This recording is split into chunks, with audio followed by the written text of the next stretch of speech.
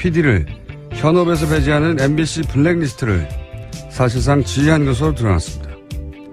고영주 박문진 이사장은 경영진 면접을 보는 과정에서 노조에 가입한 사람을 앵커로도 안 시키고 중요한 리포터도 안 시킬 방법이 있냐라고 묻고 또 그런 사람은 앵커로 세우지 말아야 한다고 요구합니다. 그리고 그런 기자, 앵커 PD를 유효 인력이라 표현하며 업무와 상관없는 것으로 보내는 것을 논의합니다. 또한 최순실 국정농단 관련해서는 언론이 엄청난 비리를 저지른 것처럼 보도했는데 사실이 아니라며 최순실 관련 보도는 2008년의 광우병 보도와 비슷한 거라고도 주장을 합니다. MBC 뉴스는 대통령 탄핵일 날 태극기의 물결 보수 집회에 새로운 장을 마련했다고 논평을 했었죠. MBC가 대통령이 탄핵되는 마당에 그러면서 사망자를 3명이나 냈던 그 친박 집회를 보수 집회에 새로운 장을 열었다고 표현했던 게 이제서 제대로 이해가 갑니다. MBC 뉴스는 뉴스가 아니라 친박 소식지였던 겁니다. 김원준 생각이었습니다.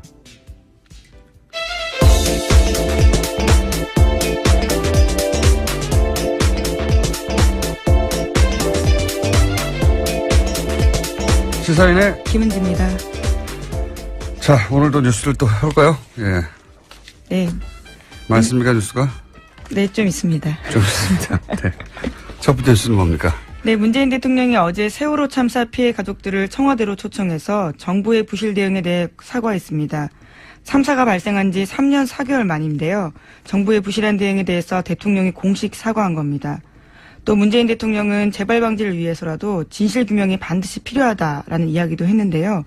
유가족이 요구하는 2기 세월호 특별조사위 구성을 위해서 정부와 국회가 최선을 다하겠다라는 약속도 했습니다. 저도 어제 유민 아빠를 만났는데, 예. 청와대 통과하면서 한편으로는, 뭐랄까요. 너무 쉬워서, 예. 너무 쉬워서 허망한 면이 있다고. 그리고 이제 대통령이 사과한다고 하는데 그냥 눈물이 왈칵 났다고. 예. 문재인 대통령 시절에 벌어진 일은 아니지만 정부를 대표하는 당사자로 이제 사과를 한 거죠. 예. 자, 어제 한 200여 명 유가족들이 방문한 걸로 아는데, 관련해서는 저희가 3부에서 다녀오신 유가족 한 분 연결해가지고 자세한 이야기 들어보기로 하고요. 다음 뉴스는요? 네, 또 오늘 문재인 대통령의 취임 100일입니다. 취임 100일을 맞아서 기자들과 일문일답을 하는데요. 오늘 오전 11시 TV로 생중계됩니다. 내외신 기자 300여 명이 참석하는데요. 질문 내용이나 질문자에 대한 사전 조율은 없다라고 합니다. 네. 앞으로 나올 뉴스에 대한 뉴스잖아요. 이건 뉴스가 아닌데. 네, 그런데 사실 기자회견에서 사전조율 없다라는 것이 당연한 것처럼 보이지만요. 바로 지난 박근혜 정부 때 워낙 비교가 되기 때문에요. 또 이 또한 뉴스가 되고 있습니다. 그렇군요. 그때는 이명박 대통령 때도 마찬가지였어요. 예. 질문을 받아서 그다음에 질문할 기자를 지정하고 미리 그 사람만 질문을 하는 것이었고 질문도 처음 받는 것처럼 기자회견, 박근혜 대통령 기자회견 잘 보시면 마치 처음 받는 것처럼 말을 하는 경우가 있습니다. 막 받아줬고, 말하고. 네. 그래서 뉴스타파에서 당시에 사전 각본을 공개해서 굉장히 큰 논란이 된 바가 있습니다. 네. 국민들 입장에선 정말. 다 외우고 나온 거였어요. 이미 질문도 정확하게 정해져 있었고, 누가 할 건지도 정해져 있었고, 답변은 그 질문 하에 미리 외워서 나온 거였죠. 예. 쉬워졌죠, 그게. 근데 이번에는 없다는 거죠. 예. 네, 원래라면 자유로운 질의응답이라고 하는 게 자연스러운 일이기 때문에요. 그런 모습들을 다른 지켜볼 수 있을 나라에서 것 그렇게 같습니다. 합니다. 예. 예. 그 정도 질문과 답변을 못하면은 대통령이 되어서는 안 되는 거죠. 예. 자, 다음 뉴스는요. 네, 야당이 문재인 대통령 취임 100일에 대해서 평가를 내놓았는데요. 전반적으로 박합니다. 정우택 자유한국당 원내대표 같은 경우에는요. 내가 하면 로맨스, 남이 하면 불륜, 줄여서 내로남불 100일이다라고 규정했는데요. 소통이 아닌 보여주기식 소통이었다라면서 문재인 정부는 아직도 촛불에 취해 있다라고 비판했습니다. 그 만들어낸 말 있지 않습니까? 불통, 쇼통, 또 뭐 하나 더 있는데 하여튼 통 세 개. 라임이 있죠. 예, 통 3개 있어요. 불통과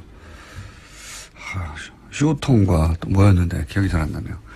하여튼 이렇게 정치인들이 말을 만들어서 그게 유행이 되게 과거에 고소영 이런 것처럼 이명박 정부 때 고소영 대각처럼 그걸 시도했는데 성공은 못하고 있습니다.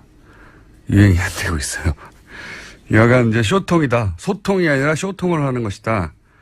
라고 했고, 국민의 정당은요? 네, 국민의당 같은 경우에는 포퓰리즘 원맨쇼라는 비판을 내놓았고요. 바른정당 같은 경우에는 일머리가 서툴러서 국민 불안이 고조될 뿐만 아니라 나라 국간이 거덜날 상황이다라고 비판했습니다. 정의당도 있지 않습니까? 네, 이정미 대표 같은 경우에는요. 점수가 70점까지 떨어졌는데 앞으로도 더 떨어질 것 같다라고 지적했지만요. 반면에 노회찬 원내대표 같은 경우에는 참여정부를 계승하면서도 여러 면에서 진화한 모습 보여주고 있다라고 상반된 평가 내렸습니다. 네. 대표, 원내대표 차원에서는 노회찬 원내대표만 후원 점수를 내렸나요? 예. 뭐 정치적으로 야당은 얼마든지 공격할 수 있죠. 예. 마음에 안 드는 것도 있을 것이고. 다만 지금 야당은 자기 앞가림부터 하는 게 급선무다 싶습니다. 예. 문재인 정부 지지율이 공공행진을 계속하는 것은 뭐 100일 맞춰서 한 여론조사에는 또 80%가 넘던데 정기조사에서는 70% 되고 뭐 다른 여러 가지 이유가 복합적으로 작용하지만 그 중에 하나가 문재인 정부 지지율이 떨어진다는 것은 이쪽에서 눈을 돌려서 다른 데로 간다는 거잖아요. 예. 그 지지율을 받아갈 야당이 없기 때문이기도 해요. 문재인이 안 되겠어. 그럼 누구하고 이렇게 눈길을 돌릴 곳이 없는 겁니다. 네. 그러니까 지지율이 높은 것은 자기들이 잘못해서도 있는 거예요. 문재인 정부가 잘해서도 있는 거지만 지지율을 받아갈 것이 없습니다. 지금. 네. 라이벌이 없는 거죠. 한마디로. 자, 다음 뉴스는요? 네, 외교안보 관련된 소식도 전해드리겠습니다. 트럼프 대통령이 어제 또 자신의 트위터에 관련된 내용을 썼는데요. 북한의 김정은이 매우 현명하고 상당히 논리적인 결정을 내렸다. 안 그랬다면 재앙적이며 용납할 수 없는 일이 일어났을 것이다. 라고 썼습니다. 네. 트럼프 대통령의 이 같은 반응은요. 미국령인 괌을 공격하겠다고 엄포를 놨던 김정은이 당분간 미국의 행태를 지켜보겠다라면서 한 발짝 물러서자 쓴 것으로 보입니다. 네. 뭐, 이 사태 초기부터 전쟁을 안 된다고 줄기차게 저희는 얘기했었는데, 뭐랄까요, 그 멘트들이 지금 이제, 빠져나갈, 예? 출구 전략을, 구성하는 거죠. 근데 보고 있으면, 전 세계에서 가장 강한 군대의 통수권자잖아요. 예. 며칠 전까지만 해도 무슨 핵전쟁이 날 것처럼 얘기했잖아요. 겨우 며칠 만에, 예, 고작 뭐 일주일도 안 돼서 이러는 걸 보면 좀 웃깁니다. 웃기고들 있는 것 같다 하는 생각이 웃기고들 있는 것 같다 생각이 정말 들고요. 그러니까 이 뉴스 브리핑에서 몇 번이나 얘기했지만 트럼프 전쟁 얘기하면 이제 그냥 스포츠 중계하듯이 받아 써가지고 포탈에 막 뿌리고 호들갑 떨고 그런 거 좀 안 했으면 좋겠어요. 이제 이런 사람들입니다. 예. 자, 그러면서 또 대화해야 한다고 얘기를 계속하고 있죠. 예. 네, 대표적인 온건파인 틸러슨 국무장관이 내놓은 반응인데요. 또다시 북한과의 대화를 강조한 겁니다. 북한과의 대화에 도달하는 방법을 찾는데 계속 관심을 갖고 있다라고 밝혔는데요. 하지만 그것은 김정은에게 달려있다라는 이야기를 한 겁니다. 네, 어쨌든 긴장 국면 다음에 이제 대화를 하겠다는 제스처를 계속 취하고 있고 북한하고 미국이 이렇게 미사일을 쏘고 이런 일은 안 일어납니다, 여러분. 만약에 그런 일이 일어난다면 예, TBS 방송국도 박살나겠죠. 박살나겠고 아주 많은 사람들이 한반도에서 사망할 것이고 한반도 전쟁으로 끝나지 않죠. 예, 중국도 개입할 것이고 러시아는 또 가만히 있을 수 없고요. 예. 일본도 가만히 있을 수 없고, 미국도 가만히 있을 수 없고, 세계대전이 일어나는 거죠. 네. 네, 국제전으로 끝날 수 없는 상황이기 때문에 상상할 수 없는. 세계대전이 일어나는 것이고, 이제 그게 과거 세계대전하고는 다르게 핵무기가 있잖아요. 네. 지구 멸망으로 가는 길일 수도 있습니다. 전쟁이 안 일어납니다, 여기서. 이렇게 전쟁한다고 해서. 그걸 하루 종일 일주일 내내, 트럼프가 이제 무슨 전쟁한다고 했다고 지상 중계하는 스포츠 중계하듯이 그런 기사 좀 쓰지 말자고요, 이제. 분석하거나 비판하거나 왜 그러는지 그 노림수가 뭔지 쓰면 몰라도. 자, 다음 순요. 네, 국정원 적폐청산 TF 관련된 소식도 계속해서 전해드리고 있습니다. 국정원의 민간인 댓글 부대인 30개 외곽팀 중에서 어제는 양지회 소속, 그러니까 국정원 전 직원들이 있다라는 거 알려드렸는데요. 이번엔 또 새로운 사람들이 나왔습니다. 이명박 전 대통령 지지단체가 있다라는 보도입니다. 이름하여 이명박과 아줌마 부대라는 이름의 인터넷 카페인데요. 이명박 전 대통령 지지하는 모임으로 2007년에 집중적으로 활동했습니다. 그런 다음에는 늘 푸른 희망연대라는 이름으로 바꿔서요. 일부 회원들이 활동을 했는데요. 국정원과 검찰은 이 단체 회원들이 팀을 꾸려서 댓글 작업 등을 하는 대가로 국정원으로부터 돈을 받은 것으로 보고 있습니다. 그러니까 이제 그 외곽단체들 혹은 뭐 지지단체들, 민간단체들을 댓글 무대로 활용한 정황 중에 하나인 건데, 이런 일들이 있었어요. 이상한 단체들 만들어가지고 정부가 여러 가지 형태로 예산을 지원하거나 좀 예를 들면 선풀 달기 운동 이런 게 있었습니다. 좋은 댓글 달기라는 거. 네, 저도 기억이 납니다. 네. 악플에 반대인 말이죠. 네. 근데 그러면은 이제 그 학생들이 선풀을 달면 거기 봉사활동으로 쳐주고, 예, 뭐 그런 거 있었거든요. 그것도 매우 의심스러운 그 활동을 했던. 그러니까 국정원에서 국정원 자금으로 돈을 주기도 했지만, 정부 지원, 국정원을 제외한 정상적인 정부의 지원들 있지 않습니까? 그걸 끌어다가 어떻게든 이 댓글 작업을 구조화해서 누군가 돈을 호주머니에서 계속 꺼낼 수가 없잖아요. 그러니까 정부 예산을 여기 쓰는 방식으로 댓글 부대를 광범위하게 조직하려고 했던 그런 움직임이 있어요. 찾아보면. 예. 요게 다가 아닐 것이다. 계속 얘기하지만. 네, 국정원 적폐청사 TF, 그러니까 국정원 교육위 소속 사람들도요, 계속해서 하는 이야기가 있습니다. 이건 정말 일부에 불과하다는 건데요. 그러니까 지금까지 나온 것들은 절대 전체가 아니다라고 강조하고 있습니다. 그러니까요. 아주 시스템적으로 정부 예산을 받아서 정상적인 활동인 것처럼 그런 댓글 작업을 할 수 있도록 만들려고 노력했었어요. 예, 그 중에 일부가 드러나는 것 같고. 그리고 이제 탈북단체들을 활용한다든가. 어제는 그런 얘기가 나왔었죠. 어딥니까? 국정원 전 직원들이요. 전 직원들을 활용한 탈북단체, 그리고 이제 민간단체. 예. 국정원 전 직원이나 탈북단체 같은 경우는 2012년 사건이 벌어졌을 때도 나왔던 이야기이긴 한데요. 이제 공식적으로 이야기가 나오고 있는 거죠. 구체적으로 이제 이름과 단체명, 돈 이야기가 나오는 것이고. 너무 웃기지 않습니까? 예. 국가를 운영하는데 게시판에 댓글을 다는 것을 중요 사업으로 국가정보원이 했다는 것이. 좀 비참한 일이기도 하고요. 자, 다음 순요. 네, 계속해서 소식 전해드리면요. 국정원 적폐청산 TF가 지난달에는 이인규 전 대검 중수부장을 만났다라고 합니다. 노무현 전 대통령이 검찰 수사받을 당시에 일명 권양숙 여사가 명품 시계를 논두렁에 버렸다라는 언론 보도가 나온 바 있는데요. 이에 대해서 이 전 중수부장이 언론 인터뷰한 바 있습니다. 국정원이 주도한 결과물이다라는 취지의 이야기를 했는데요. 이에 대한 경위를 파악하기 위해서라고 합니다. 네, 뭐 도피라고 보도가 나오는데 도피인지는 저는 모르겠고요. 예. 우선 다니던 법무법인을 사직서 냈다라는 건 사실이고요. 또 시기가 하필이면 공교롭습니다. 그 면담 즈음이거든요. 예. 아니 이제 뭐 필요해서 이 제프 활동에 오라고 해서 오면 도피가 아니고요. 안 오면 도피인 거고. 예. 네, 그래서 이 전 중수부장이 자신의 입장을 냈는데요. 경영진의 요구에 따라서 법무법인 그만뒀다라고 어제 밝혔고요. 또 가족을 만나기 위해서 미국에 갈 생각은 있다라고 밝혔습니다. 뭐 어쨌든 저는 도피인지 아닌지 모르겠어요. 예. 그러니까 도피성이라고 보도하는 것도 좀 앞서가는 것 같긴 한데 어쨌든 수사에 필요해서 오라고 해서 오면 도피가 아닌 거고 안 오면 도피인 것이고 두고 볼 일이고. 다음 뉴스는 아직도 시간이 있군요. 예, 다음 뉴스는요.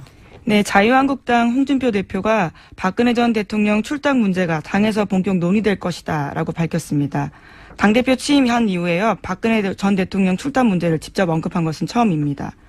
홍 대표 같은 경우에는요. 정치인이라면 자기가 잘못한 것에 대한 책임을 질 수밖에 없고 책임을 안 진다면 무책임한 정치가 된다면서 출당은 정치적 책임의 문제이기 때문에 관과하고 넘어갈 수 없다라고 밝혔습니다. 본인 정치를 이제 좀 시작하겠다 이런 메시지죠. 그러면서 지금 토크 코스트도 시작했고, 예. 본인 정치의 활동을 걸었다, 뭐 이렇게 이해하면 될 것 같습니다. 예, 지금까지는 조용히 있었죠. 예. 그런데 이런 행사에 사람들이 잘 섭외 안 돼가지고 야당이 됐더니 섭외가 잘 안 된다고 보도자료도 냈던데. 예, 그런 기사에 김어준 공장장 이름도 언급됐습니다. 예, 제가 곤란하다며 거절했다고. 예. 곤란하다고 한 적 없어요? 그냥 싫다고 그랬지. 왜 싫다고 하셨나요? 자, 뭐 하여튼, 여하간 본인 정치를 시작했다. 그렇게 보면 되겠습니다. 다음 뉴스는요? 네, 살충제 계란 관련 소식입니다. 농장 7군데로 늘었다라는 건데요. 아직 생산 농가 조사가 20% 정도밖에 끝나지 않았기 때문에요. 앞으로 이 숫자는 더 늘어날 가능성이 있습니다. 정부는 살충제 달걀은 물론이고요. 이 계란이 들어간 가공식품도 추적해서 전량 폐기하겠다라고 밝혔습니다. 이게 이제 유럽에서 살충제 달걀 논란이 불거지면서 한국까지 넘어온 건데 어제도 얘기했지만 유럽에서 살충제 논란이 벌어지는 즈음 갑자기 우리가 이걸 썼을 일은 없거든요. 그러니까 이제 이게 지금 불거졌을 뿐 사실은 그 전부터 써왔을 개연성이 대단히 높다. 예. 네, 이미 지난 4월에 시민단체가 경고했다라는 식의 보도도 나오고 있습니다. 4월에 경고했으면 훨씬 이전, 시민단체가 그걸 알 정도였으면 훨씬 이전부터 있었겠죠. 그러니까 우리가 모르고 먹어왔던 거죠.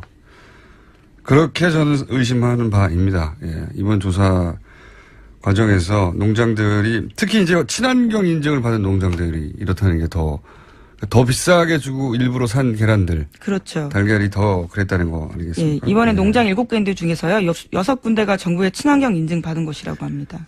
그러니까요. 대량으로 막 생산된, 그래서 가장 저렴한 달걀이 아니라 가장 비싼 달걀들이 이렇다는 거니까. 그리고 오래전부터 그랬을 것 같아요. 근데 이게,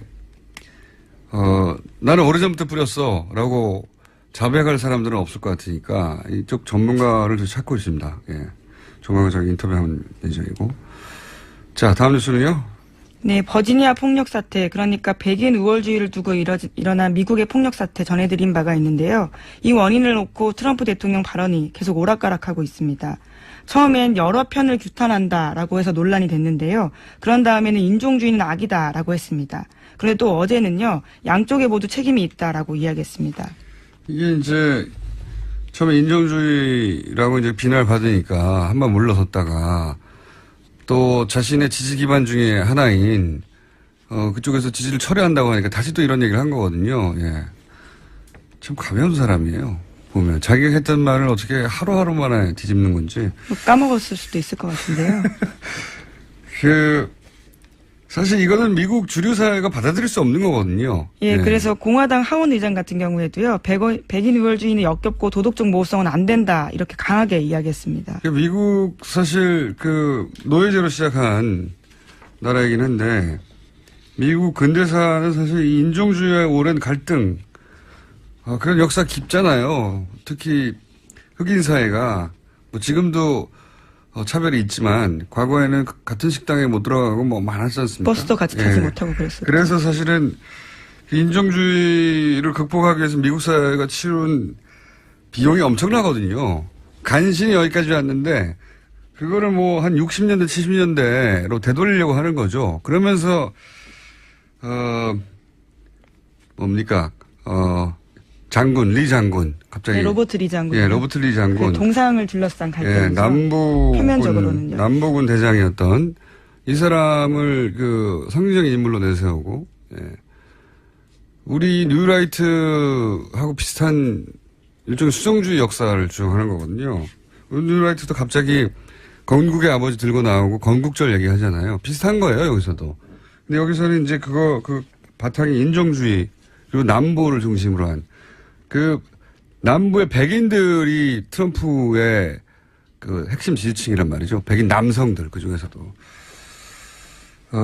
근데 이게 이제 미국 사회가 한 60, 70년대 이후에, 거의 5, 60년간 쌓아와서 지금까지 도달한 지점, 그걸 전면 부정하는 사람이 대통령이 돼서 대통령 되기 전까지의 그냥 캠페인인 줄 알았더니 대통령 된 다음에도 이런 말을 하니까 받아들이기 어려운 거죠. 예. 자, 목소리가 발음이 점점 새어가고 있는 걸 보니까, 예. 뉴스 브리핑을 끝날 때가 돼가는 것 같고, 끝나기 전에 오늘은 리얼미터가 있는 시간입니다. 자, 권순정, 제가 쩡이라고 했나요? 권순정 조사 분석실장 자리에 나와 계십니다. 안녕하십니까. 네. 어제 제가 다른 녹화를 하나 해가지고 바람이 많이 새는 날입니다. 자, 취임 100일 조사. 네. 어떻습니까? 취임 100일이, 오늘이 취임 100일째입니다.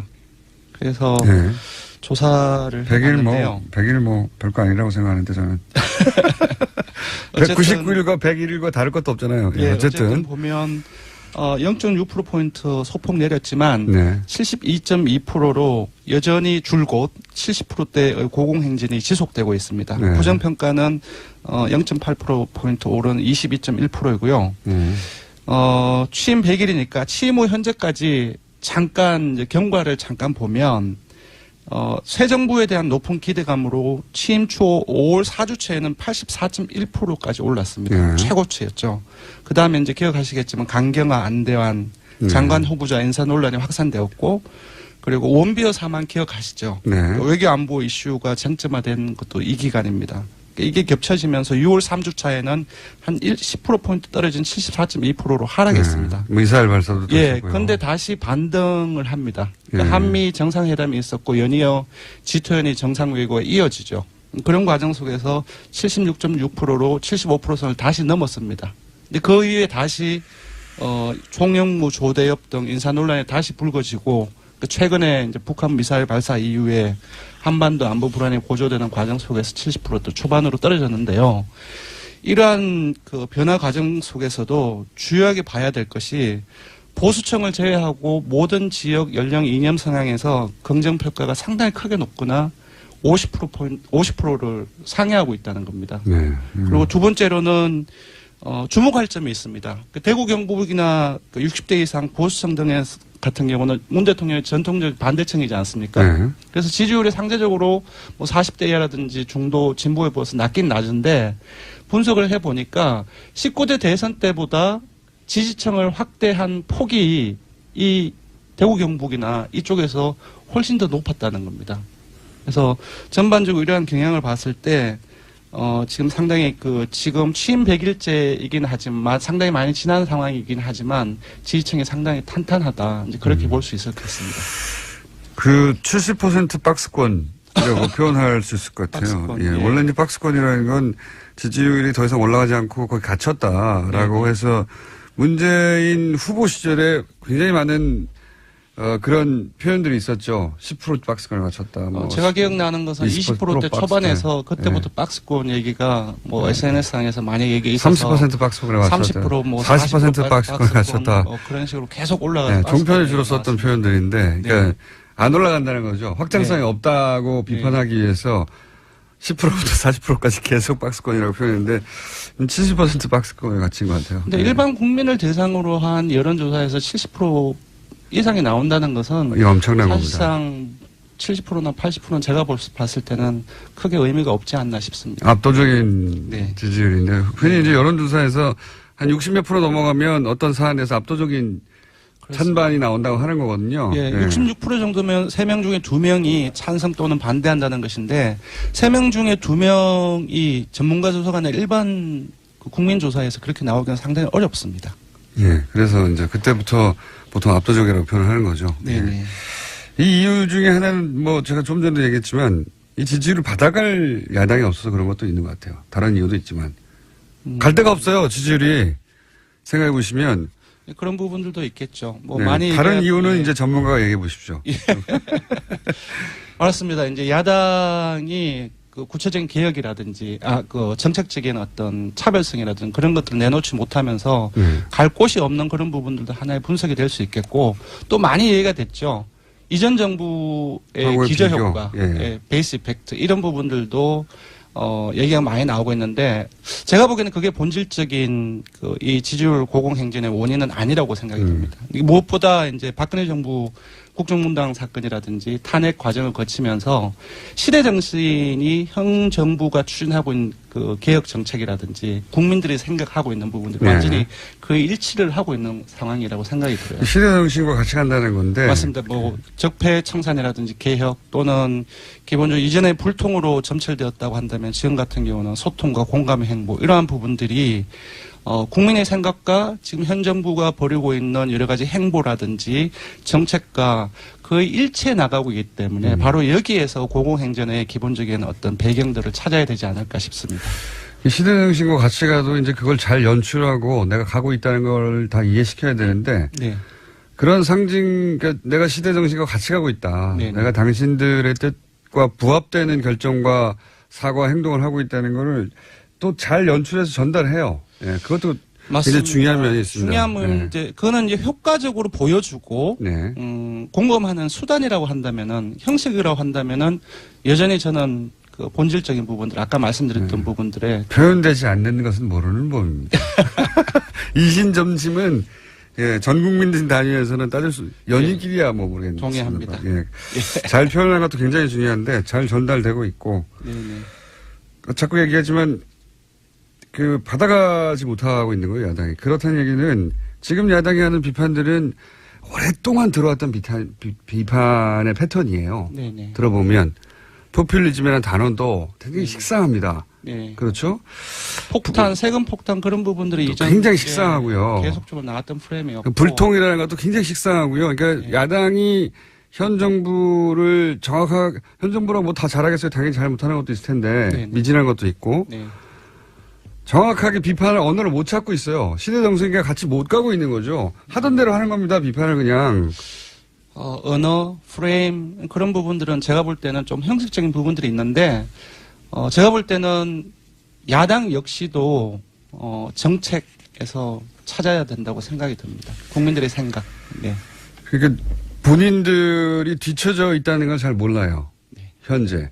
그래서 과거와 같은 언어와 프레임으로 공격하는데 안 먹히니까 짜증이 나죠. 네. 짜증이 나고 한편으로는 분명히 과거에는 먹힌 프레임으로 공격을 하는데도 불구하고 보수 언론들도 안 먹히거든요. 네네. 세상이 변하고 사람들이 변했는데 못 따라가고 있다. 오히려. 네.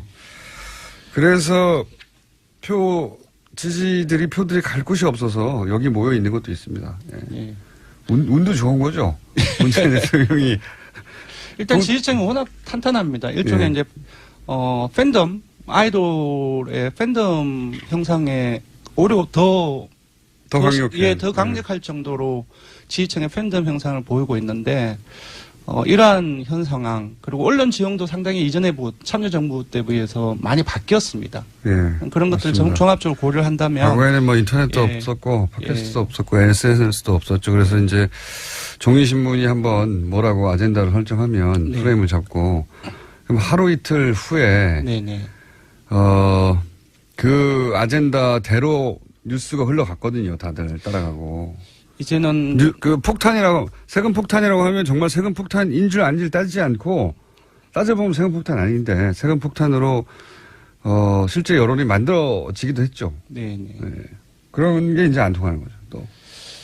예, 근데 조금 우려 정도까지는 아니지만 그 지지율 이탈, 지지율 그 하락의 어떤 가능성 그런 부분들은 한번 짚어봐야 되지 않을까 싶은데요. 뭐 그런 날이 오겠죠. 네. 당연히 그런 날이 오겠고 100일째 저는 뭐 100일 챙기는 사람이 아니고 제 생일도 잘 안 챙기는 사람이라 특별히 100일째를 따로 챙겨야 하나 싶긴 하지만 뭐 여론조사를 많이 했더라고요. 다른 곳에서도. 네, 많이 했습니다. 네. 근데 다른 여론조사에서는 왜 80%대가 나오고 리얼미터 여론조사에서는 70%대가 나오는 겁니까? 일단은 여러 가지 요인도 많겠지만 무엇보다도 조사 방식 때문이라고 조사 생각이 방식 때문에. 듭니다. 네. 예. 알겠습니다. 자, 그리고 저희가 항상 하는 있지 않습니까? 네. 그것마저 알려주마? 네. 현안조사 말씀하시는 거죠? 현안조사. 예. 네. 현안조사 이번에는 뭡니까? 두 가지 질문을 했습니다. 하나는 취임 100일째, 문재인 정부가 취임 100일째를 맞는데 지금까지 가장 마음에 드는 것 하나. 예. 그리고 가장 마음에 들지 않는 것 하나를 선택해라. 되게 아주 간단한 질문이지만 되게 유의미한 결과가 나왔습니다. 먼저 가장 마음에 드는 긍정평가를 보자면 서민 약자 우선의 정책이 23%로 1위가 나왔습니다. 두 번째로는 탈권위 국민 소통 공감 행보가 21%로 2위로 나왔고요. 뭐 뚜렷한 계획의 소신과 추진력이 19%로 3위로 나타났는데요. 이걸 한마디로 엮어보면 탈권위적 소통 공감 행보로 서민 약자 중심의 개혁 민생 정책 추진 이렇게 볼 수 있을 것 같아요. 아까 말씀드렸던 현재 문 대통령의 지지율 고공행진의 기본적인 배경과 일치하는 결과로 볼 수 있을 것 같습니다. 또 다른 하나는 그런 것도 있어요. 예전에는 자신을 중산층이라고 생각하는 사람들이 굉장히 많았거든요. 네. 요즘은 그런 사람이 굉장히 줄었어요. 자기가 중산층이 아니라 서민이라고 생각하는 사람 숫자가 굉장히 많아졌어요. 네. 네.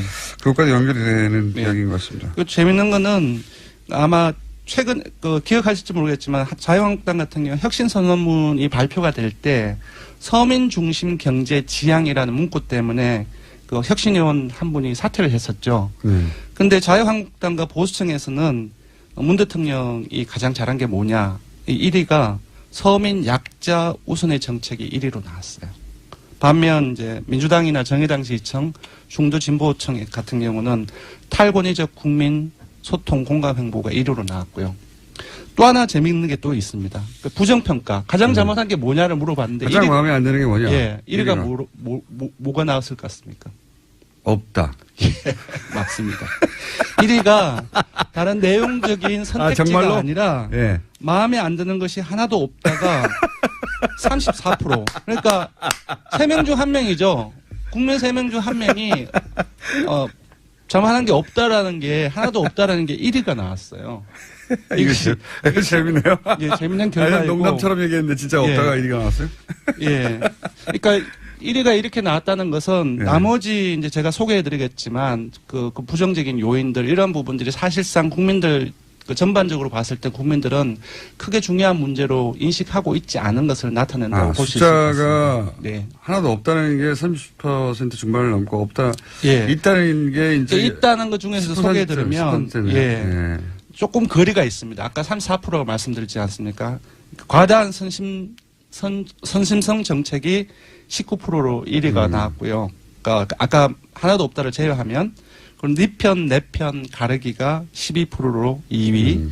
그리고 외교 안보 능력 부족이 11%로 이렇게 부정평가 톱3로 나왔습니다. 보수 정당들의 주로 공격하는 포인트들이에요, 이게. 예. 맞습니다. 근데 이제 공감대가 그렇게 크지 않다는 얘기고. 지금 여러 가지 선심성 정책이라는 프레임이 나오고 있는데 사실 그 앞에 그 재원제달 문제 같은 경우는 그 프레임으로 바로 연결될 수는 없겠지만 좀 중도라든지 이런 층 같은 경우에서도 조금 의구심을 가지고 있는 부분들이 있거든요. 그런 부분들을 반영하는 응답이 아닌가 싶습니다. 알겠습니다. 정당 지지율 순위 숫자만 짜르륵 읽고 여기서 끝내야 될 것 같습니다. 네. 정당 지지율을 말씀을 드리면 더불어민주당 같은 경우는 지난주에 처음으로 40% 떨어졌죠. 근데 51.6%로 상승하면서 다시 50%대 회복했습니다. 50% 박스권이 같이. 예. 그 다음은 국민의당으로 넘어가죠. 요즘 8.27 전대 그 선거운동이 한창 진행 중에 있죠. 월요일에는 처음으로 TV 토론도 실시가 됐는데요. 최하위였는데 지난주에 언론 보도가 상당히 생각보다 많이 되고 있습니다. 그래서 일종의 컨벤션 효과가 나타나면서 6%로 상승했습니다. 그래서 최하위를 면했고요. 그리고 자유한국당 같은 경우는 이제 오늘도 이제 보도가 계속 나오고 있는데 광복절 전후해서 1948년 건국절 주장이 이어지고 있지 않습니까? 이렇게 이어지고 있는 가운데 16.4%로 소폭 하락했고요. 바른정당 같은 경우는 최근 몇 주째 문재인 정부와 대립각을 많이 확대시키고 있습니다. 안보 문제라든지 개혁의 어떤 재원 조달의 문제라든지 그런 부분들 대립감을 확대시키고 있는데 올랐습니다. 6.6% 올랐고 약 2달 만에 오차범위 내이긴 하지만 약 2달 만에 3위로 올랐었습니다. 마지막으로 정의당 같은 경우는 지난주에 반등세가 끊겨서 5%로 하락했습니다. 알겠습니다. 개요 알려주십시오. 네. 예, 대통령 정당 지지율 조사는 TBS 의뢰로 전국 19세 이상 성인을 대상으로 8월 14일과 16일 이틀 동안 조사를 했습니다. 전화 면접 자동응답 혼용 방식으로 실시했고 최종 완전 응답자는 1,006명입니다. 표본 오차는 95% 신뢰 수준 플러스 마이너스 3.1%포인트고요. 응답률은 5.3%입니다. 취임 100일 문재인 정부 평가조사 같은 경우는 역시 TBS 의뢰로 19세 이상 성인을 대상으로 했고요. 어제 하루 동안 조사를 했습니다. 전화면접 자동 혼용 방식으로 실시했고 최종 완전 응답자는 505명입니다. 표본차는 플러스 마이너스 4.4%포인트, 응답률은 동일하게 5.3%입니다. 하겠습니다. 리얼미터 권수정 실장이었고요. 예, 옆에서 조용히 앉아있는 시사인의 김은지였습니다. 감사합니다. 내일 뵙겠습니다. 고맙습니다.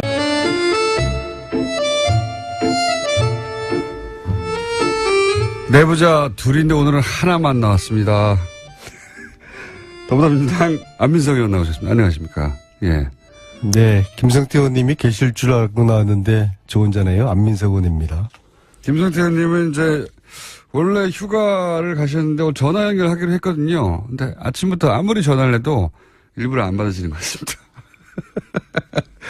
그래서 연결이 안 되고 있어요. 예. 방송을 하다가 끝나기 전에 연결되면 연결해 보기로 하겠는데, 예. 그분이 지금 자유한국당에서 만든 이상한 국정원 계약체제 특위에 네.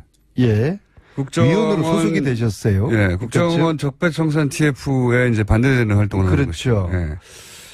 아마 저한테 오늘 좀 따끔히 혼나는 게 두려워서 오늘 피하신 게 아닌가 그런 생각이 김성태 의원이 드는데요. 국정원 계약 저지 특위에서 활동을 하는 것 때문에 혼날까봐 안 오셨다고요?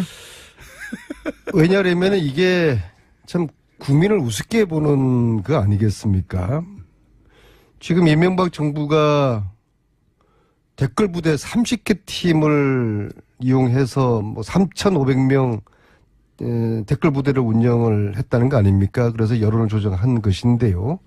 사실은 대통령 직속의 국가 최고 정보기관이 적과 싸울 생각하지 않고 정권 연장을 위해서 선량한 국민을 상대로 여론 조작하고 싸웠다는 것이 충격적인 사실이잖아요. 이것은 여야의 문제가 아니죠. 진보 보수의 문제가 아니죠. 그래서 이것은 오히려 이 보수당에서 이게 사실이라고 그러면은 지위 고하를 막론하고 엄벌을 해야 된다. 특히 사실은 당시 이명박 대통령과 청와대의 묵인과 방조 없이 이 일이 가능했겠습니까?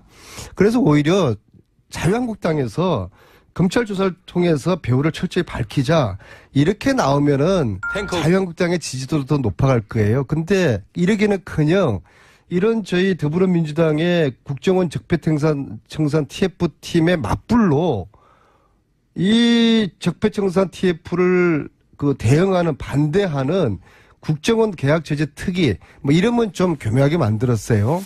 이것은 제가 볼 때는 후한 무치한 일이다. 의원님 혼자 하시니까 심심하지 않으세요? 그러니까 제가 이런 이야기를 할까봐 오늘 김성태 의원님이 자리를 피하신 것 같은데. 예. 근데 어쨌거나 싸우면서 정든다고 예. 안 계시니까 좀 서운하네요. 의원님은 서운하고 듣는 저희는 심심합니다. 심심한데, 자, 의원님 휴가를 갔다 오셨잖아요. 예. 휴가를 갔다 오셨는데, 또 독일로 가시지 않습니까? 그러니까 이게 휴가인지 아니면은 독일에 또 최순실 일가 재산 추적, 짜투리 시간을 활용해서 또 가신 건지, 불분명한데 본인은 휴가가 아니라 이제 재산 추적을 하러 갔다고 주장하고 계시잖아요? 그건 아니고요. 예. 이번에 이제 5번째인데. 5번째. 이번에는 이제 돈도 다 떨어지고. 그래서 국회 이제 공식 출장이 있었어요. 유럽 가는. 아하. 예. 거기에 제가 사선이다 보니까. 예. 저보고 이제 단장을 하라고 정세균 의장님이. 아하. 그 출장 임무를 다른 목적의 출장인데 거기 가서 또 이걸 하셨어요? 네, 출장이라 쓰고 은닉재산 추적이라 읽는다. 그래서 유럽을 다니고 있는데 그런 거 보통 외우고 계십니까? 그런 문장은? 순간순간적으로 나왔죠. 저도 공장장하고 같이 어울리다 보니까 그렇게 되네요. 예. 가서 그러면 이번에 유럽을 다니고 있는데 제보가 왔어요. 또 예. 최순실 재산으로 의심되는 쇼핑센터하고 식당이 미네네도 있다. 오. 저희들이 주로 주진우하고 다닌 게 예. 프랑크푸르트에 그러니까요. 있는 것도 찾아다녔는데 예. 미네네도 있다. 미전에도 있다. 네, 그래서 출장을 같이 갔던 이상민 의원님과 함께 예. 미네네 그런 제보가 왔으니까 가보자. 맥주 마시러 간 거 아니고요. 아닙니다. 그래서 한 4시간 동안을 저희들이 예. 쉼없이 달려갔어요. 차로. 그래서 기차로 안 가시고. 쇼핑센터도 가고 둘러보고 좀 수상한 점이 있더라고요.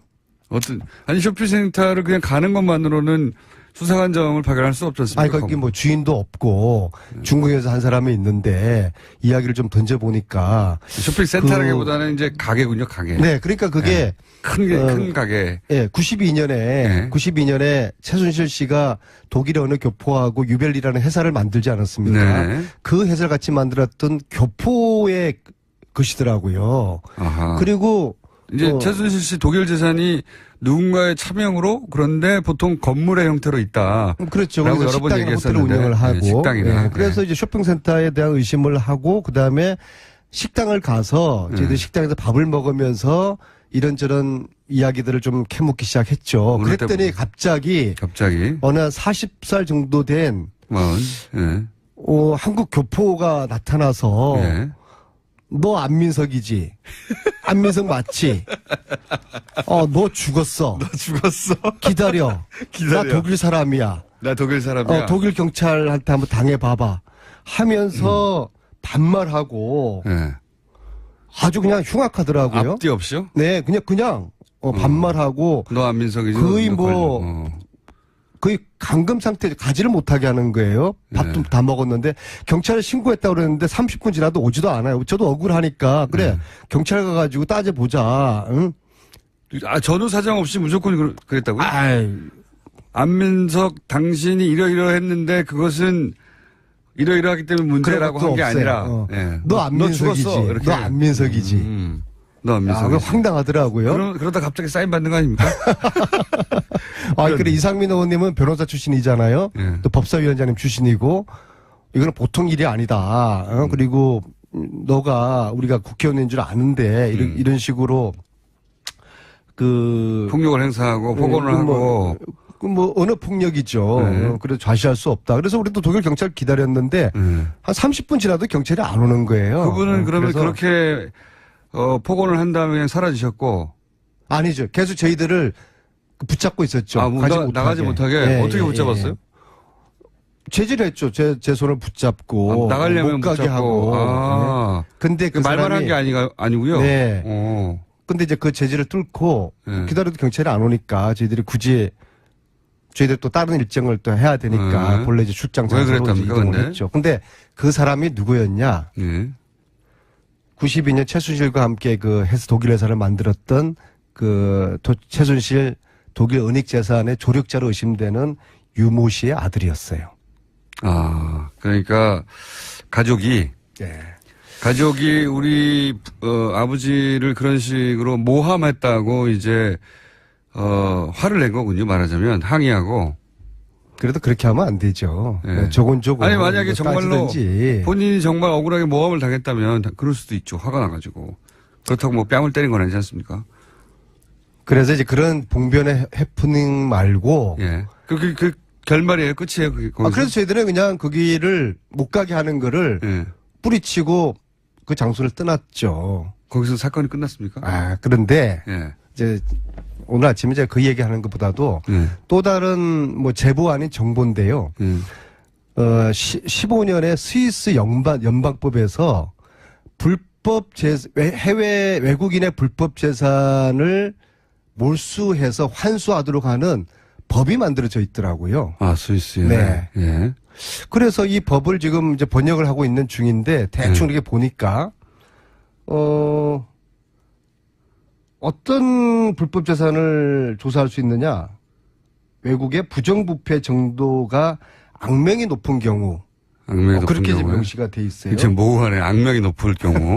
정치적으로 이 부분을 우리가 요구를 하면은 이 대상으로 악명은 높지 않고 돈만 많으면 어떻게 합니까? 조용히 돈을 많이 생겼으면. 악명이 뭐 높죠 그거야 높고 그리고 최순실 이제 케이스야 악명이 높긴 한데 예, 최순실 씨뿐만 아니라 과거에 그 부정한 돈이 의원님 스위스 비밀 계좌에 돼 있다는 그런 의심되는 그런 의원님 돈들에 시간이 다 대해서 됐는데요.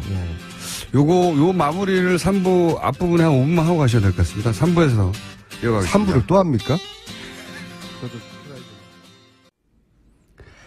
자, 2부에 이어서 안민석 의원 마무리를 못하셔서 스위스에서 부정부패로 축제한 재산에 대해서 합법적으로 환수할 수 있는 법이 마련됐다는 걸 최근에 알게 되셨다고 소개하다가 지금 끊겼는데 나머지 소개해 주십시오. 네, 이게 일종의 스위스판 부정재산 몰수특별법이라고 볼 수가 있는데요. 그 아직 뭐 정확하게 제가 법률가한테 자문을 안 받았는데 일단 번역을 한 것을 토대로 말씀을 드리면요. 이 법의 목적은 정치적 주요 인물과 그 주위의 사람들이 불법으로 획득한 외국 자산의 동결 몰수 반환을 가능하도록 할 수 있는 법이고요. 딱 해당되나요? 네, 사실은 주요 정치 지도자 그 주요 인물. 여기에 뭐 박정희, 박근혜, 최순실이 네. 다 대입되면 가능한 것이죠. 그 조건으로 몇 가지가 있는데 그 중에 뭐 부정부패의 정도가 악명이 높을 경우. 부정부패 정부가 악명이 높지 않은데 돈이 많을 경우 이건 어떻게 하나? 그다음에 재산 몰수의 조건과 절차 이것도 보면은 근자에 있는 정치인이거나 그와 가까운 사람들이거나 그들이 수혜받은 자산 그리고 출처가 불법인 자산.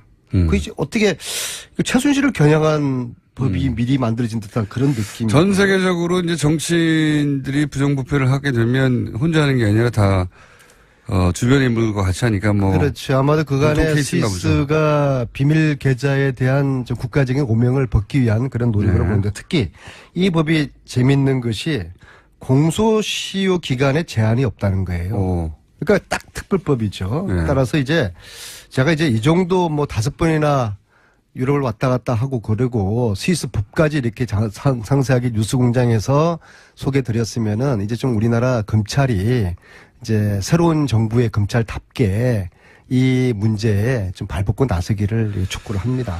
법안이 먼저 만들어져야죠. 지금 법안 만들기 전에도 지금 당장에도 이 스위스 법에 근거해서 우리나라 검찰이 요구를 할 수 있다고 보여집니다. 최순실 은닉 재산으로 추정되는 것에 대한 수사를 빨리 해달라 이 말씀이신 거죠. 예. 스위스도 그런 법안이 이미 있다. 네. 예. 악명이 높을 것에는 그 최순실 관련 재산은 해당이 될 것 같은 게 사실은 박근혜 전 대통령의 국정농단 사태는 전 세계에 보도됐거든요. 최순실 씨가 함께. 예. 그래서 악명이 높다고 하는 조건에도 들어가겠네요. 네, 그렇죠. 뭐 우리가 이게 부끄러운 거지만 또 한편으로 촛불 평화 집회로 또 세계인들에게 또 감동을 주었으니까 이 부분을 좀 우리가 투명하게 처리를 할 필요가 있다고 보고요. 아까 그 독일 뮌헨에서 있었던 그 일과 관련해서요. 네네. 유모 씨가 물리력을 행사해서 그 부친 그러니까 지금 최순실 조력자 아니냐고 의구심을 표현했던 그 유모 씨의 자제분이 이제 억울해서 아마도 본인 입장에서는. 네, 그래서 아니 그 유모 씨는 92년에 최순실과 같이 독일에서 그 만든 회사 유벨리나 회사의 공동 대표로 이름이 나오는 분이니까는요. 저는 이분이 최순실을 어떻게 만나서 어떠한 관계가 맺어졌고 이후에 최순실 씨와 어떤 일들을 했는지 참으로 궁금해요. 그리고 그분을 이분은 이제 아직 뭐 명확하게 밝혀진 게 없지 않냐 이건 모함이다라고 이제 억울해 하시는 것 같은데. 만약에 그러니까 최순실하고 관계를 오해 없이 설명을 해 주셔야 되는 것이죠. 그분은 92년 이후에 최순실을 단 한 번도 만난 적이 없다고 하지만 그러나 교포사에서는 그분이 지난 10년 동안에 호텔이라든지 식당 체인점 아마 굉장히 많은 사업체를 운영을 했는데 교포사에서는 과연 저 돈이 어디서 나왔을까 그런 이제 의심을 지금 하고 있는데 거기에 대한 그 해명을 분명히 좀 해줘야 되는 것이고 특히 제보였는데 이 제보가 본인 스스로가 시인을 했어요. 룩셈부르크도 조세 햇빛처 네, 중에 하나죠. 네, 텍스 헤븐 조세 햇빛으로 최근에 굉장히 부상하는 나라인데 이 룩셈부르크에 이제 계좌를 가지고 있어요. 네. 그분은 사실 이전에는 여행업을 했던 분인데 왜 뭐 룩셈부르크에 계좌를 가지고 돈을 찾으러 다닐 이유가 뭐가 있었는지 거기에 대해서도 해명이 아직 안 됐고요. 그래서 계좌를 제가 보고 싶어 했는데 본인은 뭐 돈이 얼마 없다고 말씀을 하시는데 그러면 그걸 한번 저한테 한번 보여주시라. 이번에 지난 4번째 가서 그렇게 했는데 그거는 변호사랑 상의를 해야 된다 하면서 그 이후에 반응이 없어요. 그리고 이 모든 자기 재산은 유대인 사위가 다 조성을 해준 거라고 도와준 거라고 하셨는데 결혼은 한 2년 전에 했어요. 근데 이분은 10년 전부터 사업체를 굉장히 많이 독일에서 운영을 했단 말입니다. 그래서 이런 것들에 대한 본인의 어떤 명쾌한 투명한 이제 해명을 요구하고 만약에 저희들이 제가 의심하는 것들이 의심이었고 사실이 아니었다고 하면은 제가 정식으로 사과를 해야 되는 것이고요. 독일까지 그러나 가서 사과하게. 뭐 어떤 방식으로든 제가 뭐 네. 무릎 꿇고도 사과를 해야죠. 그러나 만약에 저희들이 의심이 이제 사실이라고 그러면 특히 이번에 민원에서 이 해프닝을 통해서 더 의심이 왜 그 아들이 그렇게 그 공격을 했을까? 억울해서 그럴 수도 거칠게. 있죠. 네. 억울해서 그럴 수도 있죠. 그러나 그것은 상식을 벗어난 굉장히 무례한 그런 행태였기 때문에 그 부분에 대해서 저희들이 그 일을 당하면서 의심이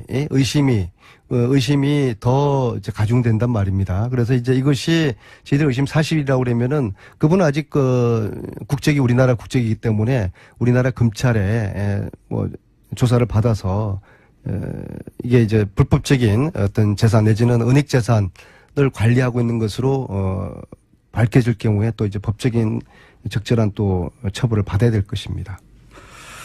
알겠습니다. 마지막으로 안철수 전 대표 서울시장 출마론에 대해서는 한마디 논평하시고. 제가 누누이 말씀드리지만은 전쟁은 총칼로 하는 것이고요. 정치는 명분으로 하는 것입니다. 과연 안철수의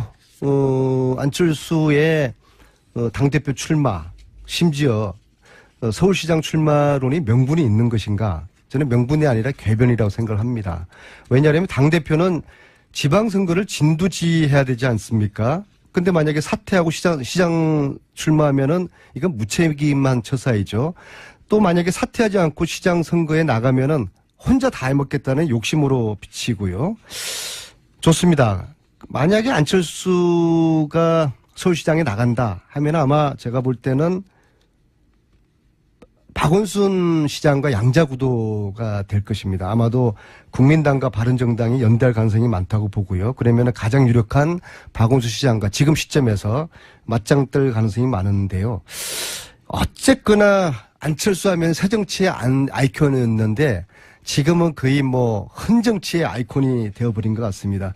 결국에는 본인의 성급함, 조바심과 성급함 때문에 망가진 정치인들이 우리 현대사에서 얼마나 많습니까? 지금 현재 당권 앞에서 안철수의 새정치라는 그 아이콘이 너무 추악하게 망가지고 있어서 새정치를 바라는 많은 국민들에게 안타까움을 주고 있는 것 같습니다. 말씀을 듣다 보니까 앞으로 혼자밖에 못 나오실 때는 안 하는 게 좋겠다는 생각이 듭니다.